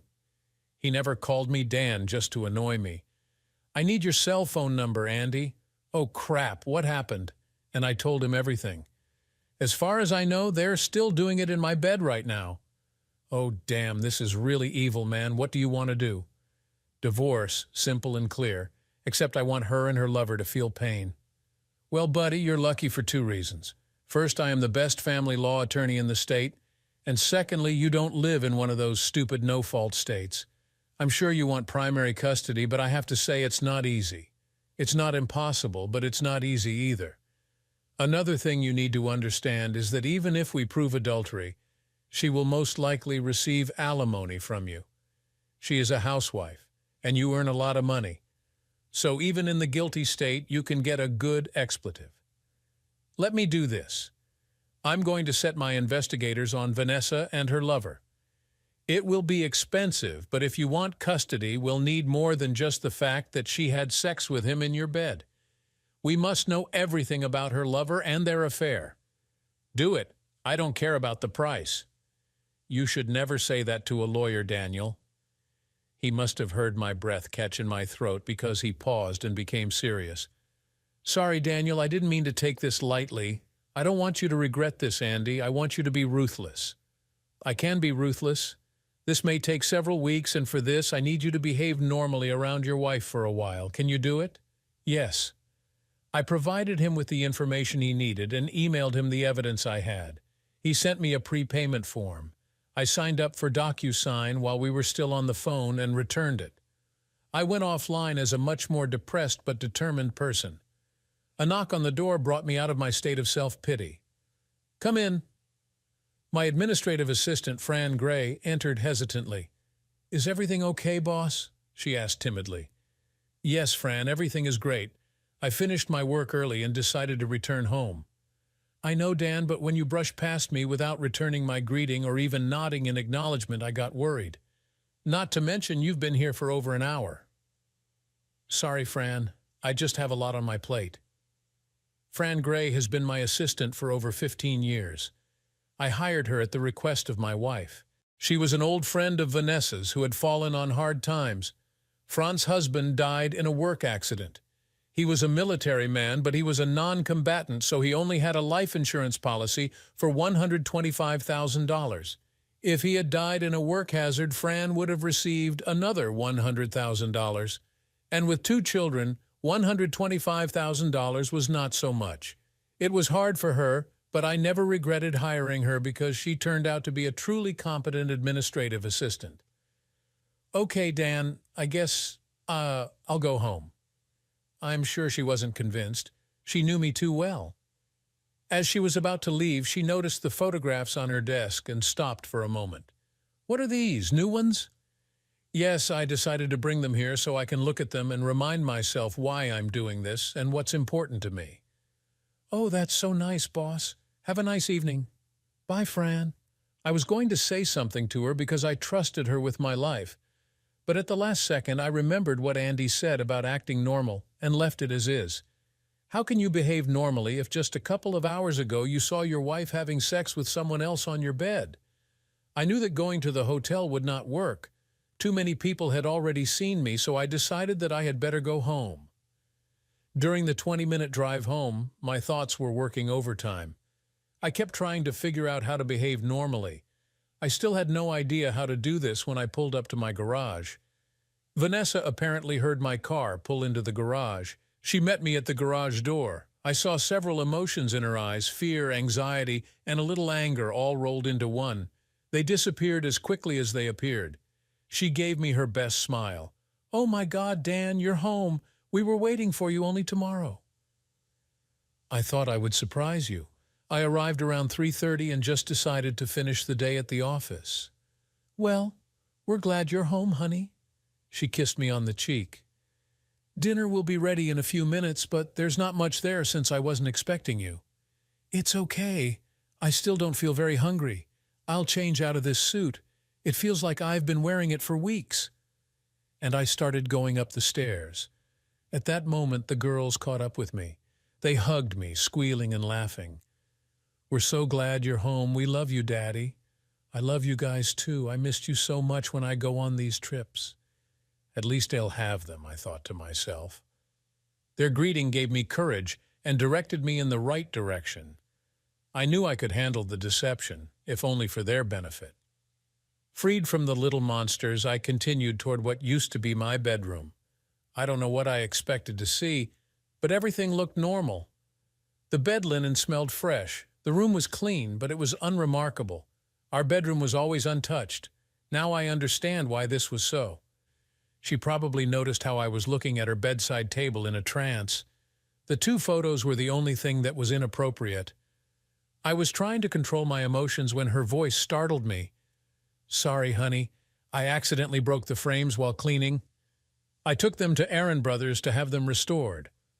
I just nodded my head in understanding without looking at her and continued to change my clothes. At some point she left. Oh, and in case you were wondering, she smelled fresh, like a daisy, just like every day I came home. My acting skills weren't the best because Vanessa was nervous as a cat throughout dinner and the rest of the evening. I was able to mostly avoid her by spending time with the girls, helping them with their homework.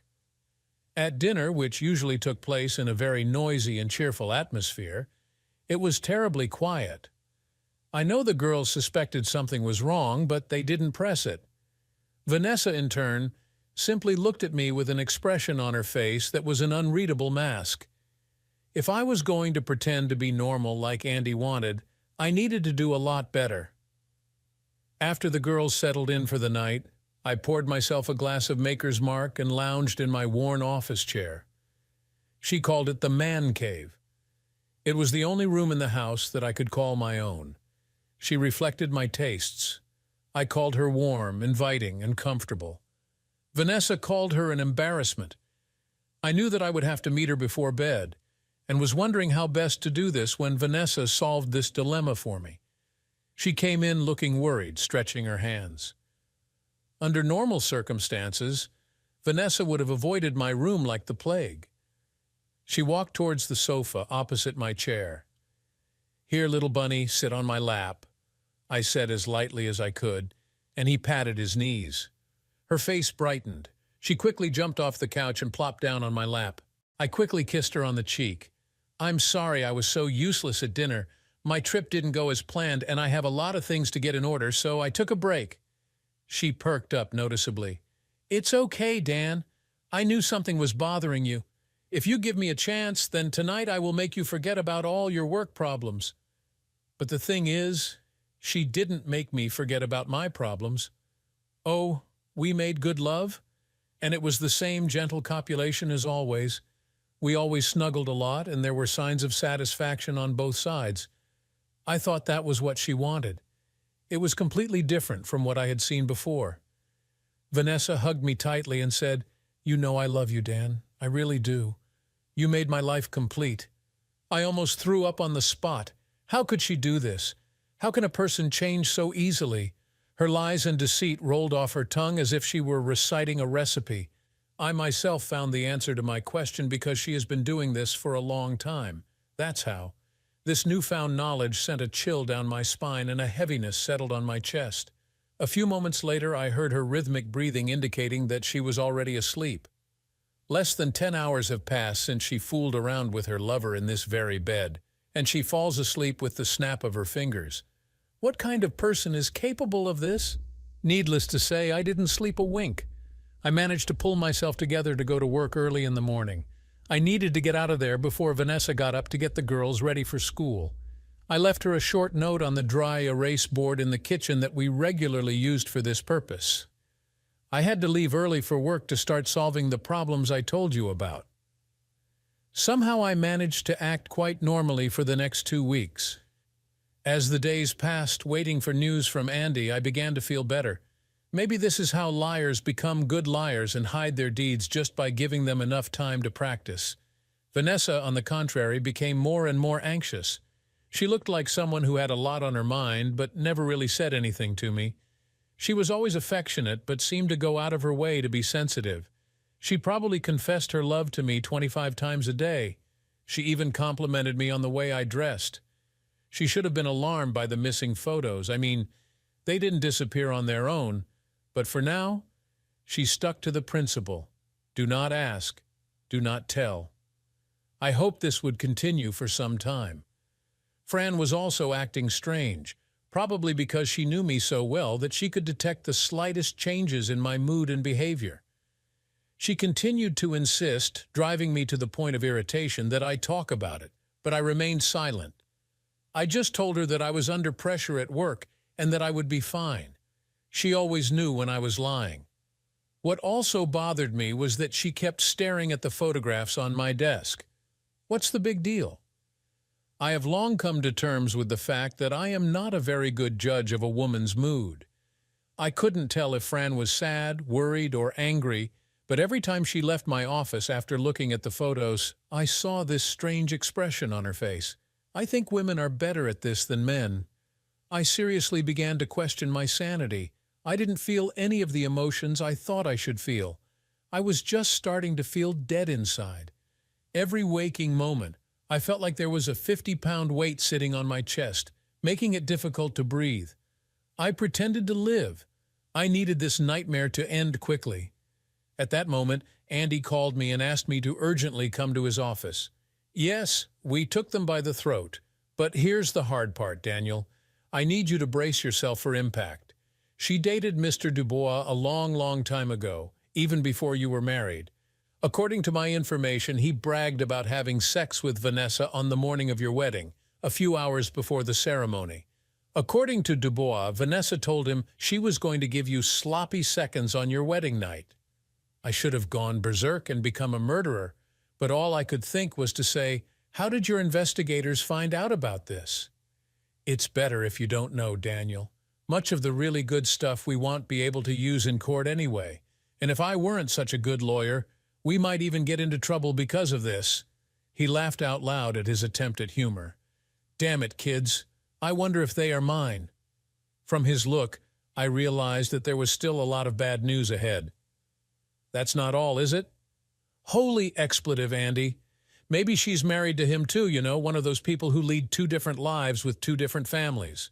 A bigamist. Oh, Dubois is married, but not to your wife. He has his own family. He's been married for 10 years and has 3 children, all under 8 years of age. Setting his ass on fire will be easy if you're willing to do it. I don't know, Andy. I don't want to ruin the life of his wife and children. Well, Daniel, I think you'll be doing his wife and kids a favor. If you watch and listen to the video of Vanessa and him, you will see that he is practically tearing you and his wife to pieces. Vanessa doesn't really join him in all these conversations, but she doesn't shut him out either. Basically, my people got information that he only married his wife because Vanessa didn't want to divorce you to be with him. Andy, given everything you've learned, why does she want to stay married to me? We haven't figured that one out yet, buddy, but we're working on it. Just give us time. Buddy, I can't control myself anymore. When can we serve her? In the very near future, Daniel, but I'm working on something that's worth the wait. Life went on. Vanessa was very affectionate. She made the girls behave on their best behavior, and we made love a little more often than before. However, nothing has changed in the manner of our lovemaking. She always looked very happy. I didn't think she was such a good actress that she could pretend to be satisfied all these years. This made her betrayal even more alarming. I was just driving myself crazy going around in circles trying to understand her actions. How can she say that and still cheat on me? So I decided it would be better if I faked it myself until I was done with it. What the hell was Andy waiting for anyway? The following Monday, he called me and asked me to come to his office again. Andy was one of those people who would make jokes on his deathbed. He never took anything seriously, but looking at him now, I thought he was about to get physically ill. He simply nodded his head slowly. Look, Dan, I'm not really sure what I mean how to tell you this, but it might change your perspective on custody. They're not mine, are they? We won't know for sure until we do a DNA test, but no, I don't think they're yours. But this is even worse. How much worse can it get, Andy? If they are not biologically mine. They know, Dan. What the hell are you talking about? I interrupted sharply. The girls know that Dubois is their own father. My people got video footage of the 4 of them, Dubois, Vanessa, and the girls having a picnic together in the park last Sunday. They called him Dad. He and your wife held hands, kissed, and played games with Madison and Jenna. At that moment, everything went dark. When I came to my senses a few minutes later, I remembered Vanessa telling me while I was cleaning the lawn last Sunday that she was going to take the girls to the park.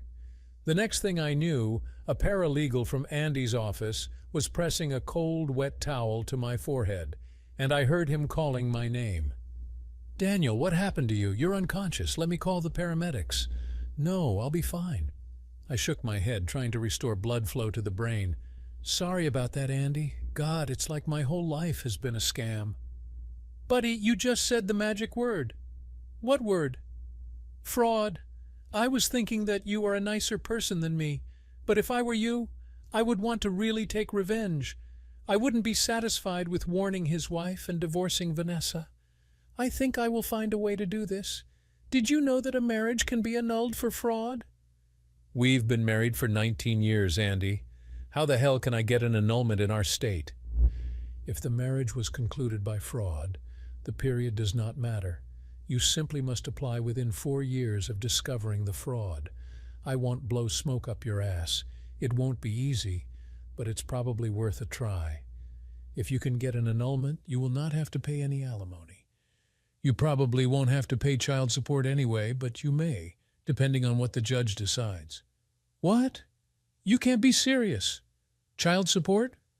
Unless we can prove that Vanessa and Dubois deliberately deceived you into raising Dubois' children, there's a chance you'll be stuck.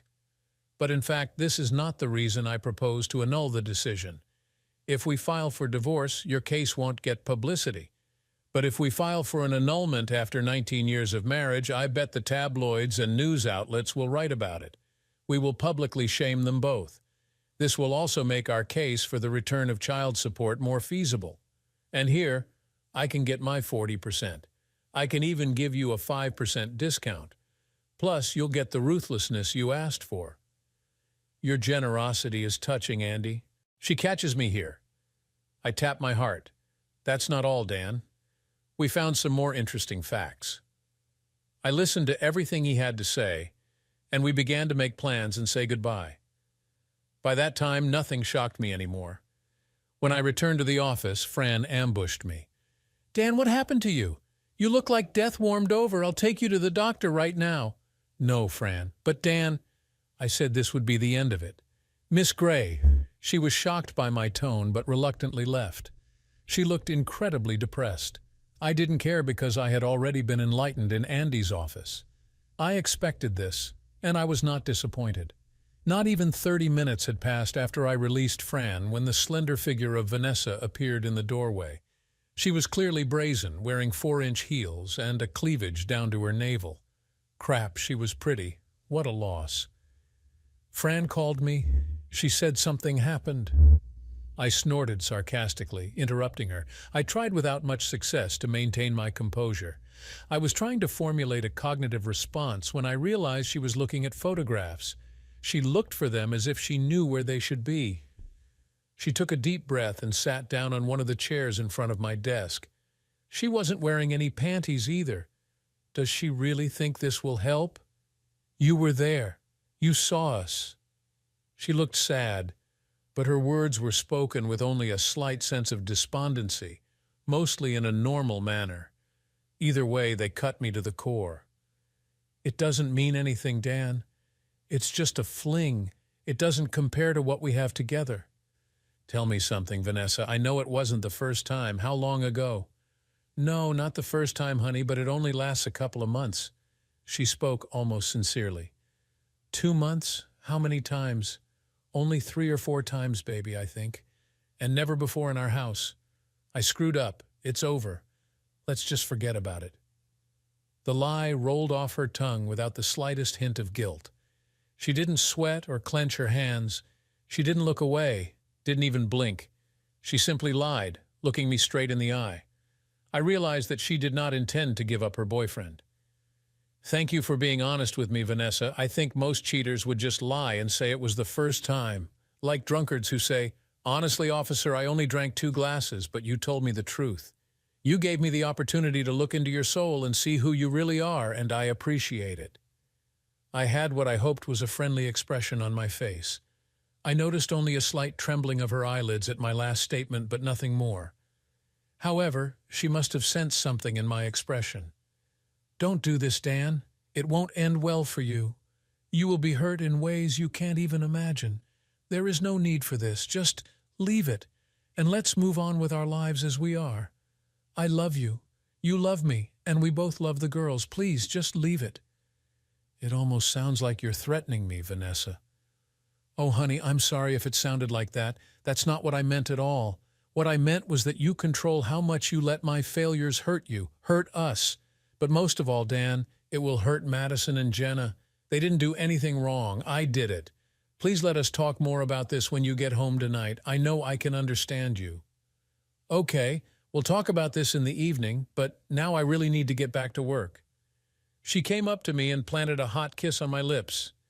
Maybe she mistook me for her boyfriend. We are so good together, baby. Don't let my weakness destroy our family. She turned and smoothly walked out the door, as if she had nothing to do with it. I was so shocked that I sat there in wide-eyed stupor for about 5 minutes before I pressed the intercom button. Miss Gray, please come in. How long have you known Miss Gray? You told her about the photographs, didn't you? Silence. She wiped her eyes with a handkerchief, sitting in a chair and looking down. "I look forward to hearing from you." She looked up. "So am Miss Gray now, Dan, after all these years?" "Yes, and for now I'm Mr. Hartman. Are you going to fire me, Dee? I mean, Mr. Hartman? You know that I really need this job now." She was openly sobbing. "Not if I get a truthful answer from you and you agree to testify under oath to my lawyer. What's your option?" "I've known for a long time." I reached out in disgust and picked up the office phone. "Hi, Georgina, I need to talk to William about a problem." William Bill Cody was the Vice President of Human Resources. Fran interrupted me. "Please don't do this. I'm so sorry, Mr. Hartman. I knew about this even before you hired me." "What did you know, Miss Gray?" She returned to her ambiguity. I slammed my palm hard on the table. There was a loud bang, almost like a shot. She jumped in surprise. "I'm losing patience. You knew about her. Well, about her activities." "I'm tired of these games, Miss Gray. I'm tired of asking questions. Tell me a story now." I saw her trying to decide whether to tell me the whole truth. "I won't accept anything but the complete truth, Fran." I deliberately softened my voice and my attitude. "Please, Fran, you owe me this, at least for helping you. I'm trying to understand why you betrayed me like this." It took her a few moments to pull herself together. She was close to hyperventilating, then she told me everything. Byron Dubois was her maternal cousin. She knew about his relationship with Vanessa, which began in high school. And she knew that Madison and Jenna were not my children, and that in fact Dubois fathering the girls was a deliberate act. It went on, each revelation being another dagger in my heart. But these knives were not only because of my now evaporated love for Vanessa, these were daggers from Fran's betrayal. For some reason now the betrayal hurts more. I trusted you completely, Fran. Now I was emotional. Why was Vanessa so desperate for me to hire you to look after you? She wanted me to let her know if you got any closer to finding out about her other life. She lowered her head as if embarrassed. Is she embarrassed now? She also wanted me to let her know if you ever cheated on her. Her voice was nothing more than a whisper. Oh, for God's sake. I don't know if you can help me, Fran, but do you have any idea why she wanted to marry me in the first place? Not to mention that she was just here confessing her unconditional love for me and begging for us to stay married. You won't believe it, but she really loves you. I chuckled sardonically. Yes, it would be difficult to sell now. It's true, Mr. Hartman. I asked her this question myself many years ago. She told me she really loves you, but she needs Dubois, and that's all. She ruined my life because she wanted your cousin? I exclaimed. I was shocked, and Fran shook her head even more. Why children, Fran? Dan, I mean Mr. Hartman. I simply pointed my index finger at her, letting her know to continue. Are you sure you want to know? It will be even worse than you can imagine. People tell me this all the time. How much worse can it get, Fran? I use this term often, and it made me feel worse every time. This time was no exception. Her tears stopped. She looked at me with pity, but I knew that she would not lie or even hide anything from me. I had to find out the honest truth. Vanessa told me that she asked Byron to get her pregnant so that her children would be born from an alpha male. At this point, she paused and looked at me, gauging my reaction. I guess that means I'm a beta. Yes, she wanted the children to have what she called alpha bloodlines, but she wanted the betas, that is, you, to raise them to be kind and compassionate. She knew that in the long run, your character would be better suited to raising her children, and Byron agreed with her. She also told me that she needs both an alpha and a beta to live fully. I couldn't help myself and started laughing uncontrollably. It was too ridiculous. I let Fran go after telling her that I was going to make an appointment for her to see Andy, and that I expected the whole truth from her. She just nodded her head in understanding and headed towards the door. She stopped and turned to me. What do you want me to tell Vanessa, Mr. Hartman? You can call him Dan, Fran. I really don't care what you tell her. It doesn't matter anymore. Good night. Wait, not that I care, but do you think I'm a beta? She started crying again. Yes, but it's not bad. That's all, Miss Gray. She sobbed, turned, and hurriedly left, closing the door behind her. I didn't know what I was going to do, but I knew I wasn't going home. I took the chance that my friend Butch was still in the office and called her. I was lucky and went to her office. I have to tell you about Butch. Her name is actually Cheyenne Gillette, and she is the Director of Information Technology. She is a retired U.S. Navy commander. Rumor has it that as a young woman, she became the first woman to qualify for the BUD/S Naval School. But due to a torn knee, her chances were dashed. She is tough as nails and doesn't get close to anyone at work. She is a committed lesbian and proud of it. She doesn't like being called a lesbian, although one day she told me, "If you're going to call me lesbian, make sure you capitalize L, but I prefer queer as long as you smile when you say it." I didn't pretend to understand any of this, but I was her friend, pretty much the only one she had at work.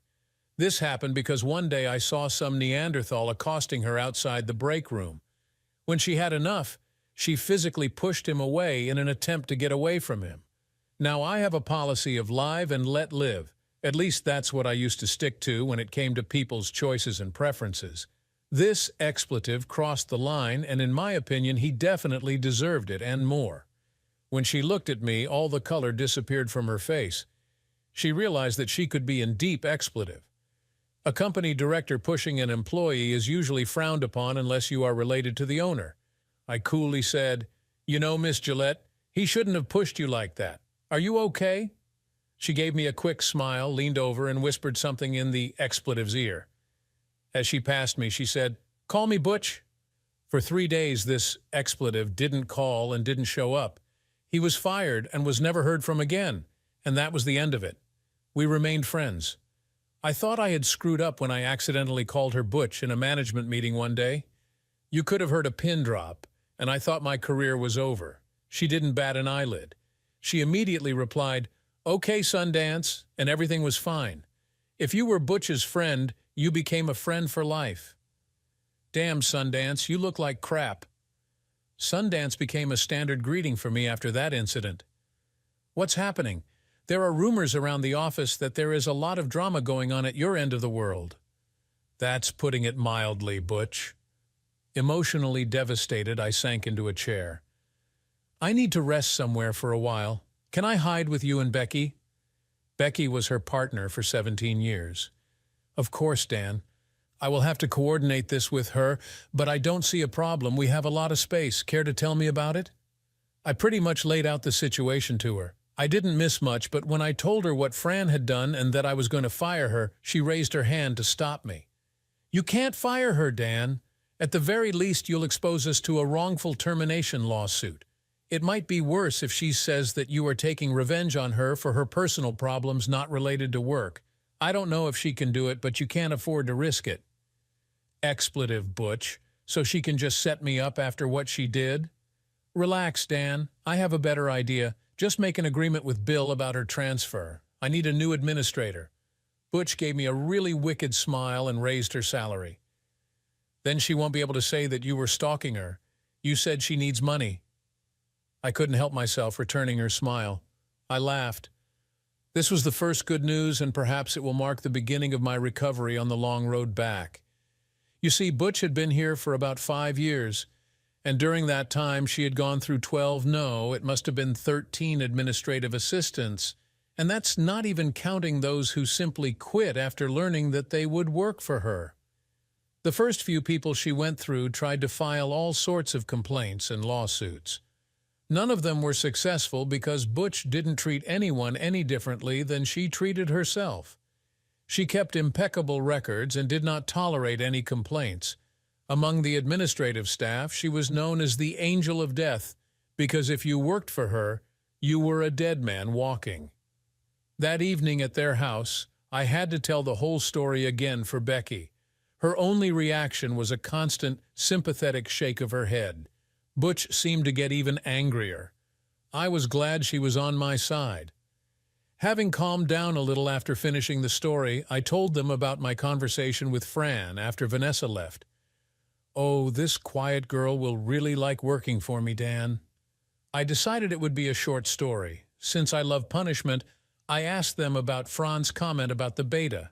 "This is a masculine trait, right?" Butch rolled her eyes at me. "Of course you're a beta, Dan. God, do you really want to know what a beta male is? He is an amazing lover because he cares about what his partner wants in bed. He remains faithful and is a wonderful father to his children. He can have conversations with his wife that do not concern their sex life. A beta male cares deeply about his family. He does sometimes wash his clothes and clean up after himself. He is reliable and not a control freak. He is not threatened by either his friends or his wife's independence. There are a million other things, Dan. Fran wasn't insulting you, she was complimenting you.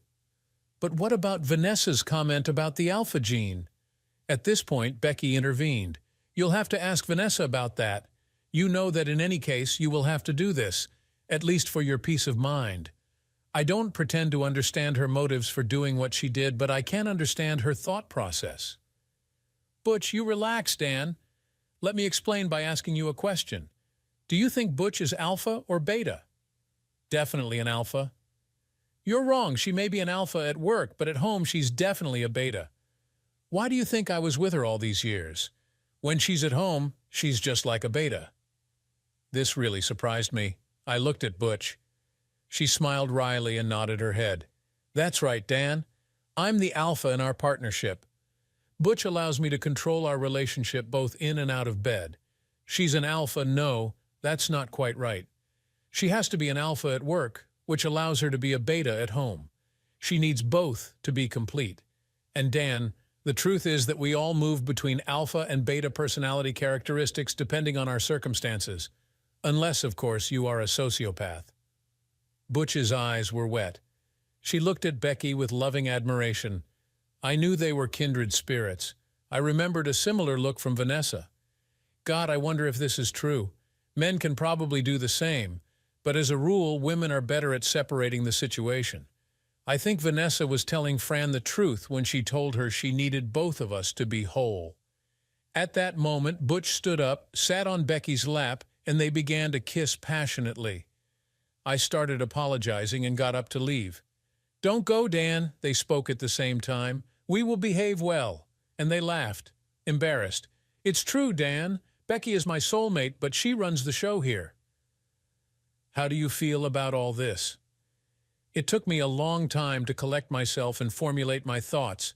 This insight was new, and it made my brain hurt, but I came to understand the contradiction that was in my life.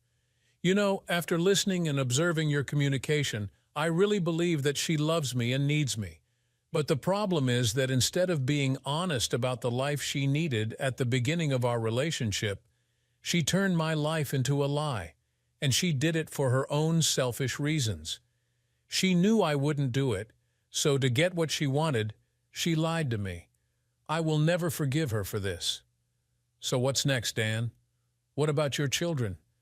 I have to believe that they love you too, and you told us that you love them. You can't just turn them off because of what their mother did. I don't know, Butch. I just don't know.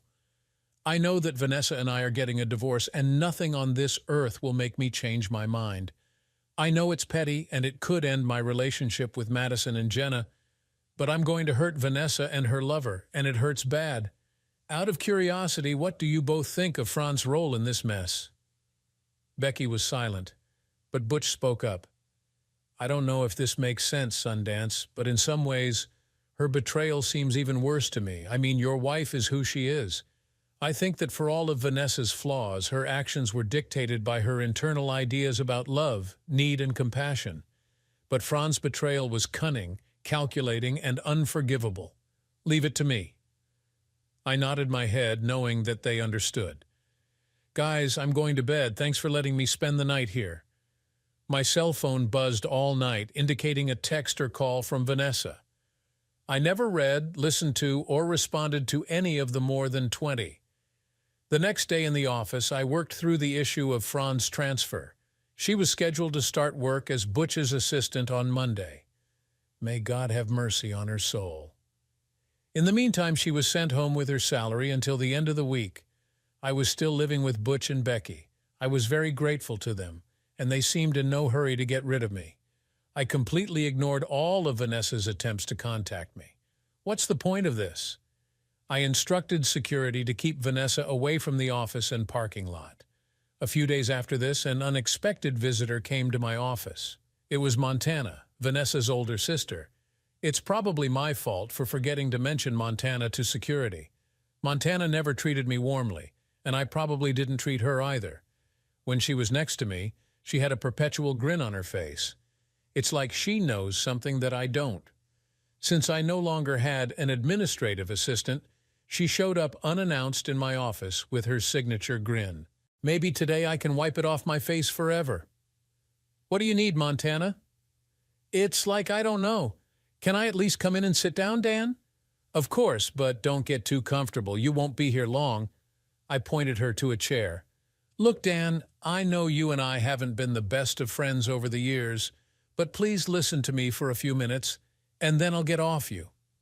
There was still a hint of arrogance in her voice, as if she were talking to a petulant 10-year-old child. You know she loves you, Dan, and she will do anything to correct her mistake. Do you believe that she loves you? I tried my best to suppress my laughter, but it still came out.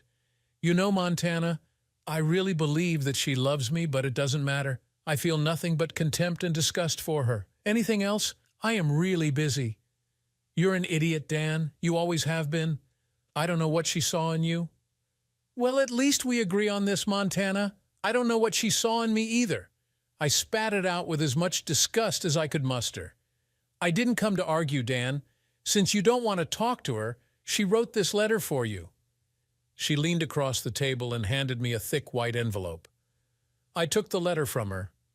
On the front, in Vanessa's handwriting, was written, "For my dear Dan." I sighed and stood up with great enthusiasm. I approached the shredder. I placed the unopened letter in it, all the while keeping my eyes on Montana. Now a grin was on my face. You're a stupid, childish boy, Dan. You are bringing a lot of pain on yourself and your family, she spat nails as she stomped toward the door. Hey, Montana, before you go, do you want to tell me about Brockton Bozeman? She froze midway. She slowly turned to me. I do not know what you're talking about. Her arrogance disappeared and her voice became desperate. Her angry facade was quickly crumbling. Sincerely, your husband Troy would be interested in... No, Dan, please. She was falling apart.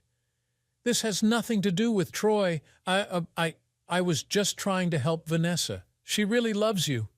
Tears rolled down her cheeks. I think she already knew that the end was near for her.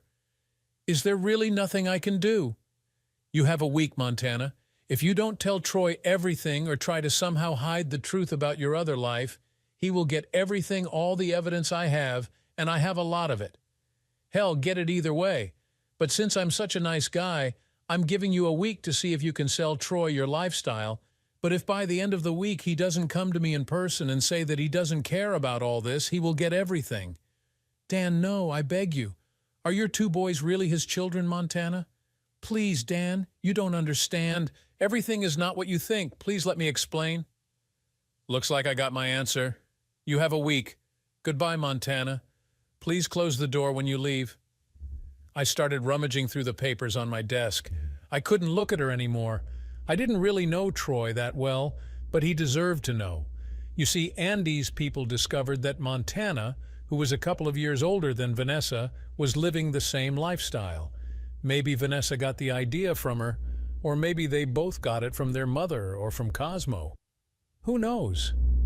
It didn't matter. I heard the door close. I picked up the phone. Yes, Andy, burn them. Music to my ears, buddy, music to my ears. But Daniel, you're going to have to make some decisions, and they won't be easy. None of this has been easy so far, Andy. What now? He was very measured in his answer. I think an annulment is a win-win option. Based on the evidence we've collected and Fran's sworn statement, that's not a problem. We must file your petition along with the annulment affidavit and then serve it on her. It couldn't be easier. I'm going to make it loud. I will make sure that all interested media receive information about this. But if we do this, you will give up all visitation and custody rights to your children. You won't have to pay alimony or child support. It will look like the girls were never in your life. He paused for a moment. Unless, of course, Dubois and she allow you to visit them, which is unlikely after we burn their carcasses. I can't let you leave me halfway, Daniel. Either you stay in this until the end or we just file for divorce and you leave much poorer. What will you choose, partner? Damn, things are only getting worse. Damn, Andy, I need to think. I'll contact you in a couple of days. Okay, Daniel, but I'm ready to go now. Let me know. I loved my girls. At first, when I heard them call Dubois daddy, I was angry with them. Then I realized that all they knew was that they had two dads who loved them. It wasn't their fault. Who knows what Vanessa told them? To be honest, I didn't know which way to go. I discussed it with Butch and Becky when I got home that evening. They didn't give me an answer one way or another. I couldn't blame them. I still haven't decided which way to go, but because of the girls, I was leaning toward divorce. And then Vanessa made my decision easier. She talked to Montana. What a shock. After work, I went for a drink at the Head's Head Bar and Grill. I had no idea why it was called that. There was not a single thing related to horses, but it was usually quiet there, and I needed it to sort out my thoughts alone. But this did not happen. My thoughts were rudely interrupted. Hello, Dan. Vanessa, we need to talk, Dan, but first I want to show you something. Please come outside with me. She didn't wait for an answer. She simply headed toward the door. What the hell? I put a 20 in my glass, waved to the bartender, and went to get it. Once outside in the still bright late afternoon sun, after our eyes had adjusted, she pointed at the Chevrolet SUV. Do you see them, Dan? I glanced around the parking lot, closing my eyes.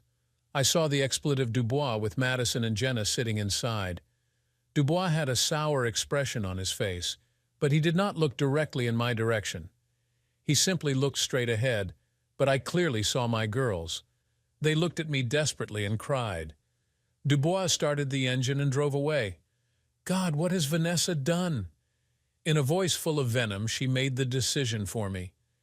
If you and I don't come to an understanding right here and now, Dan, this will be the last time you see your daughters. If you divorce me, you know I'll get custody. Oh, you'll get visitation rights, but I'll do my best to make sure that doesn't happen. I will blame you for destroying our family. By the time I'm done, they'll never want to see you again.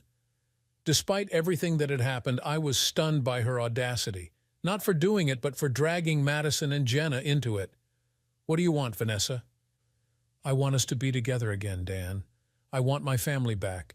You just have to come to terms with the reality of Byron being in my life.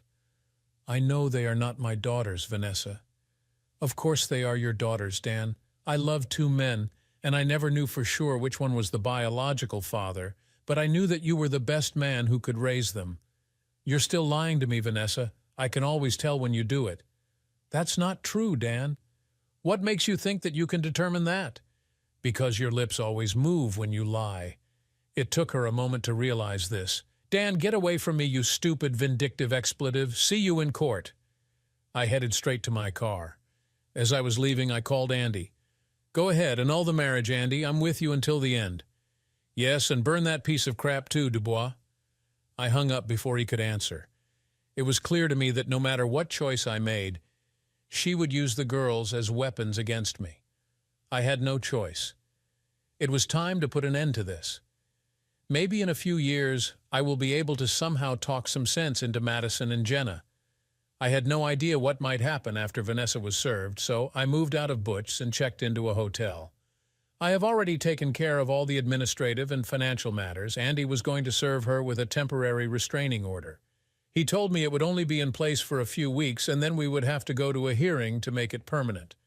Of course, permanent in our state meant 3 years, but Andy had high hopes that having received the order, she would immediately violate it by coming to my work to curse me or, better yet, hit me.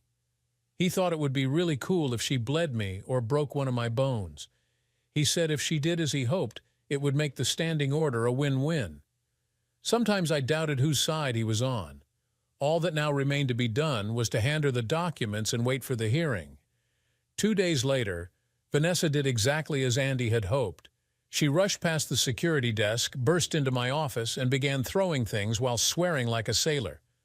She slapped me several times before the guards were able to subdue her and take her into custody for the police. Andy was disappointed that she didn't hurt me more, but he figured we could make the order permanent anyway. A divorce hearing was scheduled in 60 days. Andy was a man of his word. He made sure that all the media knew when, where, and what would happen. Vanessa's lawyer tried to have the hearing closed to the public, but the judge was ready for re-election, so he denied their request. Andy was right. An annulment was a win-win situation, but he dragged out the hearing and, showing surprisingly good acting skills, gave it as much drama as possible. I got a cancellation. He got a talk show, and the gossip got increased ratings. 6 days after talking with Montana, her husband Troy visited me. "Damn, I'm just not as strong as you, Dan. I love her and want to give her a chance. Our children are grown up and will soon be leaving for college, but I still need them in my life. On top of that, I'm too old to start over." He was very emotional. "Couldn't you just keep the evidence to yourself? I'm afraid that if I saw them, I wouldn't be able to overcome it." There was confusion in his voice. "Maybe I'll need them later. Of course, you know that the children are not yours, right? She told you about this, didn't she?" He just nodded his head in agreement. "Troy, is she still planning on sleeping with her second husband?" He shook his head but looked down at his feet. "My boys, Dan, I am their father regardless of who the sperm donor was. I just can't give them up, and she says no, that she will give up this lifestyle if I stay with her. It's weird, I know, but I think she really loves me." That was different. "I understand, Troy. And perhaps you really are stronger than the two of us. I just can't leave it, you know?" He solemnly shook his head in understanding, shook my hand, and left. I never saw him or Montana again. I heard they moved out of state as soon as their 2 children graduated from high school. On the same day that I met Troy, Mrs. Byron Dubois received a rather thick and heavy package from FedEx. Things went very quickly for Mr. Dubois. Perhaps this was a mistake on my part, because when the court ordered Dubois to pay back my child support a few months later, he no longer even had a pot to pee in. I thought Andy was going to have a heart attack when he found out he would only get 40% of $250 a month. Yes, he was so angry that he took back his promise of a 5% discount.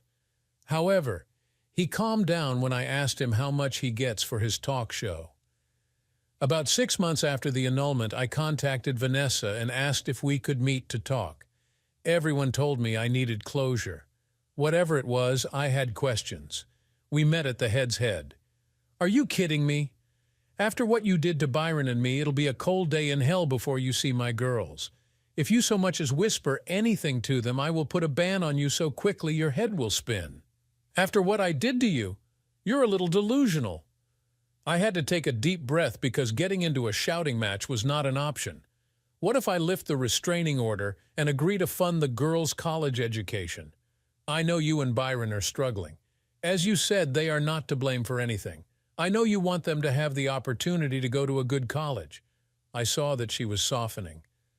"I don't know, Dan. Listen, Vanessa, I'll even babysit if you want to go away for the weekend or something. I know they're at an age where they don't need it, but I'm just trying to be able to keep them in my life, to show them that I still love them. And I won't lie to you, maybe to explain why I acted the way I did. I promise I won't talk bad about you. Let me just say that you wanted to lead a different lifestyle from mine, and we both decided that it would be better if we went our separate ways. Let me think about it." The tone of her voice dropped to an almost normal level. "Do you mind, Vanessa, if I ask you a few questions? It's probably not a big deal, but it bothers me, and I'd like answers. Please tell me the truth. It won't undo anything that's been done." "Whatever, Dan." She started to get impatient. Her behavior infuriated me, but as far as she was concerned, I didn't need much. "Why? You actually ruined my life, and for what?" She let out an indignant sigh. "You did this to yourself, Dan." She felt that I was ready to explode, and raising both hands, she continued to speak. I know it was my actions that separated us, but it was you who used scorched earth on me. I had no choice. You tore out my soul and fed it to the wild dogs. What did you expect from me when you found out?" "I, of course, expected that you would be hurt, but I thought we would sit down and talk about it like adults and figure it out somehow. You know Troy and Montana are still together, right? People talk, Dan, solve their problems." To be fair, Vanessa, Montana told him she would leave her lover, not that I believed her, to try to make their marriage normal. You told me that I would have to come to terms with Byron's presence in your life. It was obvious that this hurt her. She changed tactics. "I didn't mean to hurt you, Dan. You have to admit that until the moment you saw Byron and me, you thought you had a wonderful life. I helped you find this life. I loved you deeply. My heart broke when you left me." "Well, that raises a really big question. Why did you need both of us?" "I don't know, Dan." She took a deep, slow breath. "My sister did it, and some of my friends did too. You may not know it, but this lifestyle is becoming more and more acceptable." "Oh, please," I snorted mockingly. "Then why not discuss this with me openly before we get married? Oh, and by the way, did you actually have sex with Dubois on our wedding day?" "First of all, who told you this? This is a complete lie. I would never do that." She really looked incredulous. "Secondly, if I told you, would you agree to the wedding? No, you wouldn't do that, and I loved you very much, but sometimes I just wanted sex. Don't get me wrong, I loved what you did to me in bed, but you just didn't have it in you to take me and not worry about me getting hurt." I understood that she was sincere, if not delusional. It was obvious that I wouldn't get anything resembling a satisfactory answer, so I moved on. What could she say that would make sense? "Why did you have to have sex with him in my bed? I know you won't believe me, but this was the first and only time we ever did this in our house, let alone a bed." It definitely raised my eyebrows, but somehow I believed her. "Well, then why that time?" She sighed again, but this time with sadness. "Byron and his stupid alpha tendencies. He just needed to push. And in a moment of weakness, I gave in. Stupid, stupid, stupid." She was close to tears. "By the way, about alpha and beta. Oh God, Dan, maybe you'll leave it alone. You were a wonderful husband, father, and lover." "Then why children? And don't tell me it wasn't intentional. I know better." She at least had the decency to look guilty before answering. "Dan, you're basically an anonymous middle manager in a mid-sized company. For heaven's sake, you drive a minivan. Your idea of fun is sitting at home in your terrible man cave watching sports on TV. Byron's idea of entertainment is to charter a plane and fly to the game or fly to Vegas for the weekend. Byron drives Corvettes and owns, or at least used to own, his own successful business. This lifestyle is intoxicating but not beneficial in the long run." "Yes, but you are with him, not with me. I'm afraid it won't last long. Is it true?"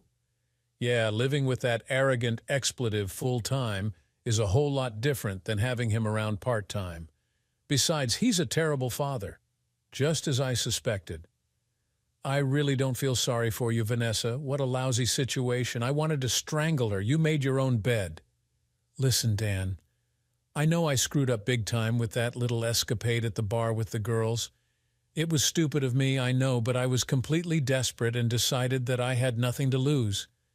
God, how I wish I could undo this part, if not everything else." She fell silent for a moment, and as for me, I didn't feel any better about this conversation, so to hell with the ending, I started to get up and leave. "Dan, wait." She grabbed my hand. "I still love you, and I always will. I want you to know that if you come back to me, everything will work out. I promise that I will never see Byron again, and will spend the rest of my life doing everything I can to make it up to you." I pulled my hand away from her, stood up, and looked down at her. "Sorry, Vanessa. It's too late for that. Thank you for agreeing to meet with me. Think about what I said about the girls. Goodbye, Vanessa." "Dan, wait, please don't leave. I need you in my life," she pleaded, but I didn't even look back. I never received a response from Vanessa regarding my proposal for the girls. Hell, I didn't know if she was still with Dubois or living on the streets. I didn't really care, but the ignorance about Madison and Jenna continued to gnaw at me, sometimes driving me into a frenzy. They were innocent pawns in this story. Did I do the right thing? I was sitting at my favorite neighborhood dive bar, Emilio's. I was already sipping my second Jack and soda when Emilio put another one in front of me and shook his head in exasperation. Almost 2 years had passed since the annulment, and I was still feeling sorry for myself. I knew that if I didn't tip so well, he would have kicked me out of his bar a long time ago. Every evening when I came, which was almost always, he greeted me the same way. "Amazing. Here comes Mr. Sunshine." Try not to suck the life out of my place again today, okay, Dan? Apparently, he felt that I was not exactly the life of the party. Drinks paid for by the lady at the end of the bar. He jerked his head to the left. Are you going to go cry on her shoulder and basically make a fool of yourself? She'll run away from this place like everyone else, and it'll cost me money, you idiot. And he walked away muttering to himself. And here I thought Emilio had replaced Andy as my best friend. I looked back and saw Fran approaching. That was a surprise. I stood frozen in place, looking at her. I only saw Fran in the company building a couple of times. I tried not to even notice her existence, but one day she cornered me near the break room. I'm not leaving, Dan. This expletive can fire me if she wants, but I'm not going to give her a reason. I won't give you that pleasure. And she left. I immediately went to Butch's office. I was beside myself with rage. Why is this expletive still here? Calm down, Sundance. I treat her the same as any other administrative assistant I've ever had. She's simply the best I've ever seen. She accepts everything I do to her. If she fails, she fails, but Fran will stay as long as she delivers. And there she stood before me, still an administrative employee of Butch. It was definitely a record. Her resilience finally killed my hatred for her. I simply perceived it as an invisible part of a past life. Hello, Dan, how are you? When I didn't answer, she continued, Do you think we could talk? I paused for a long time. Maybe it's time. Yes, Fran, I think we can do it. We found a quiet corner in the bar and sat down. You look well, Dan. Thanks, Fran. I've been trying to move on. I wanted to apologize, she began, her voice trembling, for everything. I know I betrayed you, and I hate myself for it. Why, Fran? Why did you do it? I asked, genuinely wanting to understand. I was in a tough spot, Dan. Vanessa and Byron manipulated me. They used my financial situation and my loyalty to my cousin to keep me in line, but that's no excuse. I should have told you the truth. I sighed, trying to process her words. It's done, Fran. What's important now is that I find a way to move forward. Dan, there's something else you need to know, she said, her eyes filled with regret. Byron is in jail. He got caught embezzling funds from his company. Vanessa is struggling. She's been reaching out to me, trying to find a way to reconnect with you. I shook my head. I don't know if I can ever forgive her, Fran. I don't know if I can forgive any of you. I understand, she replied quietly.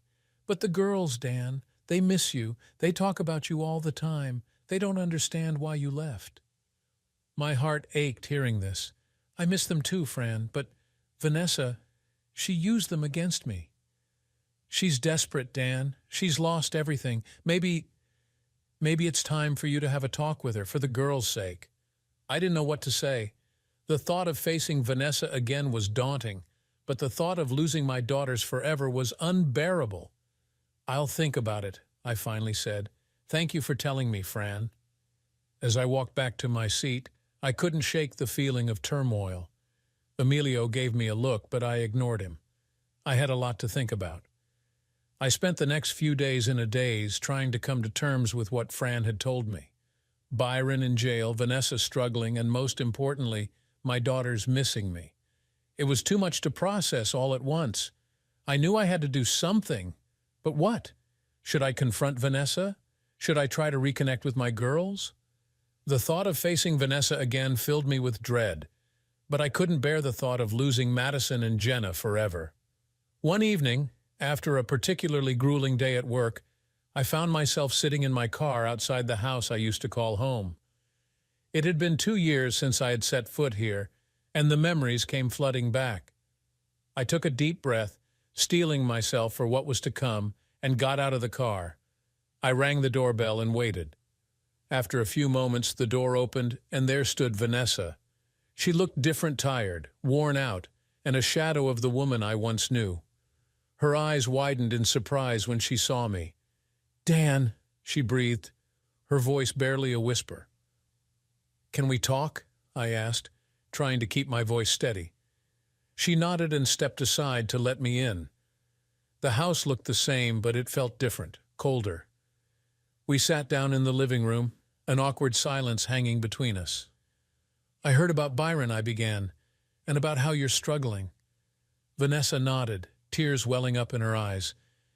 "It's been hard, Dan. I lost everything. I made so many mistakes, I don't know how to fix this." "I miss the girls," I said, my voice breaking. "I want to see them." "They miss you too, Dan.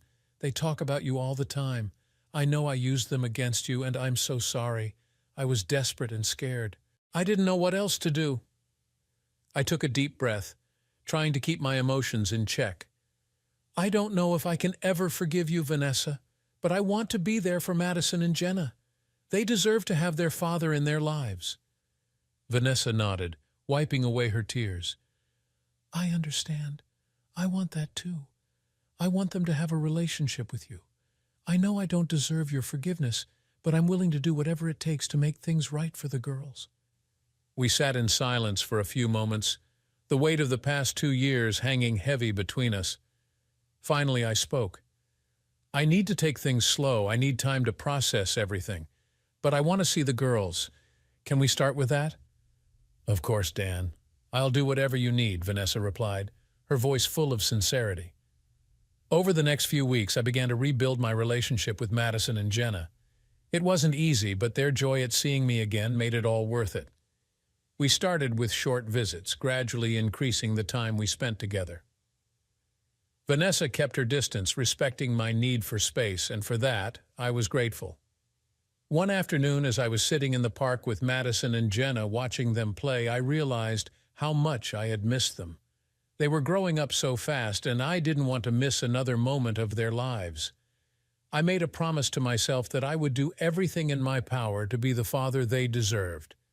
Despite the progress I was making with the girls, my relationship with Vanessa remained strained. We were civil, but the trust between us was shattered. I knew it would take time to heal, but I was determined to try for the sake of our daughters. One evening, after dropping the girls off at Vanessa's, she asked if we could talk. Reluctantly, I agreed. We sat down in the living room, the tension between us palpable. "Dan, I know I don't have the right to ask for anything, but I need to tell you something," Vanessa began, her voice trembling. "What is it?" I asked, bracing myself for whatever she was about to say. "I've been seeing a therapist, trying to understand why I did what I did. I've realized how much I hurt you and how much I damaged our family. I know I can't change the past, but I want to make things right. Not for us, but for the girls. They need both of us in their lives."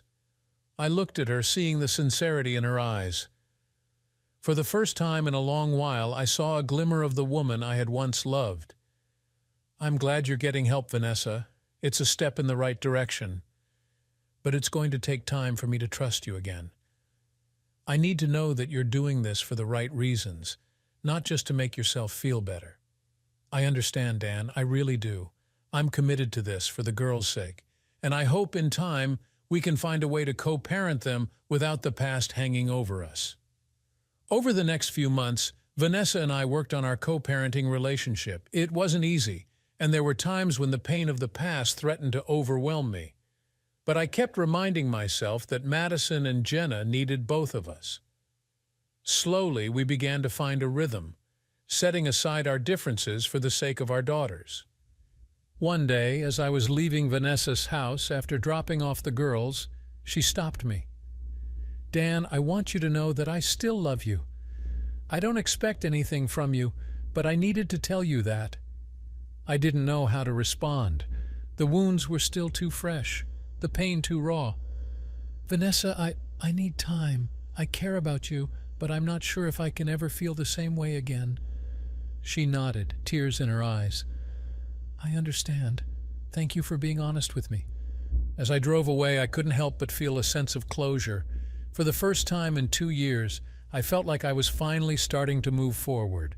The road ahead was still uncertain, but I knew that with time, I could find a way to heal and rebuild my life. Thanks for listening to my story. If you enjoyed it, please give it a thumbs up and subscribe to our channel for more stories. Remember, life is full of ups and downs, but it's how we face them that defines us. Stay strong, stay true, and take care. See you in the next video.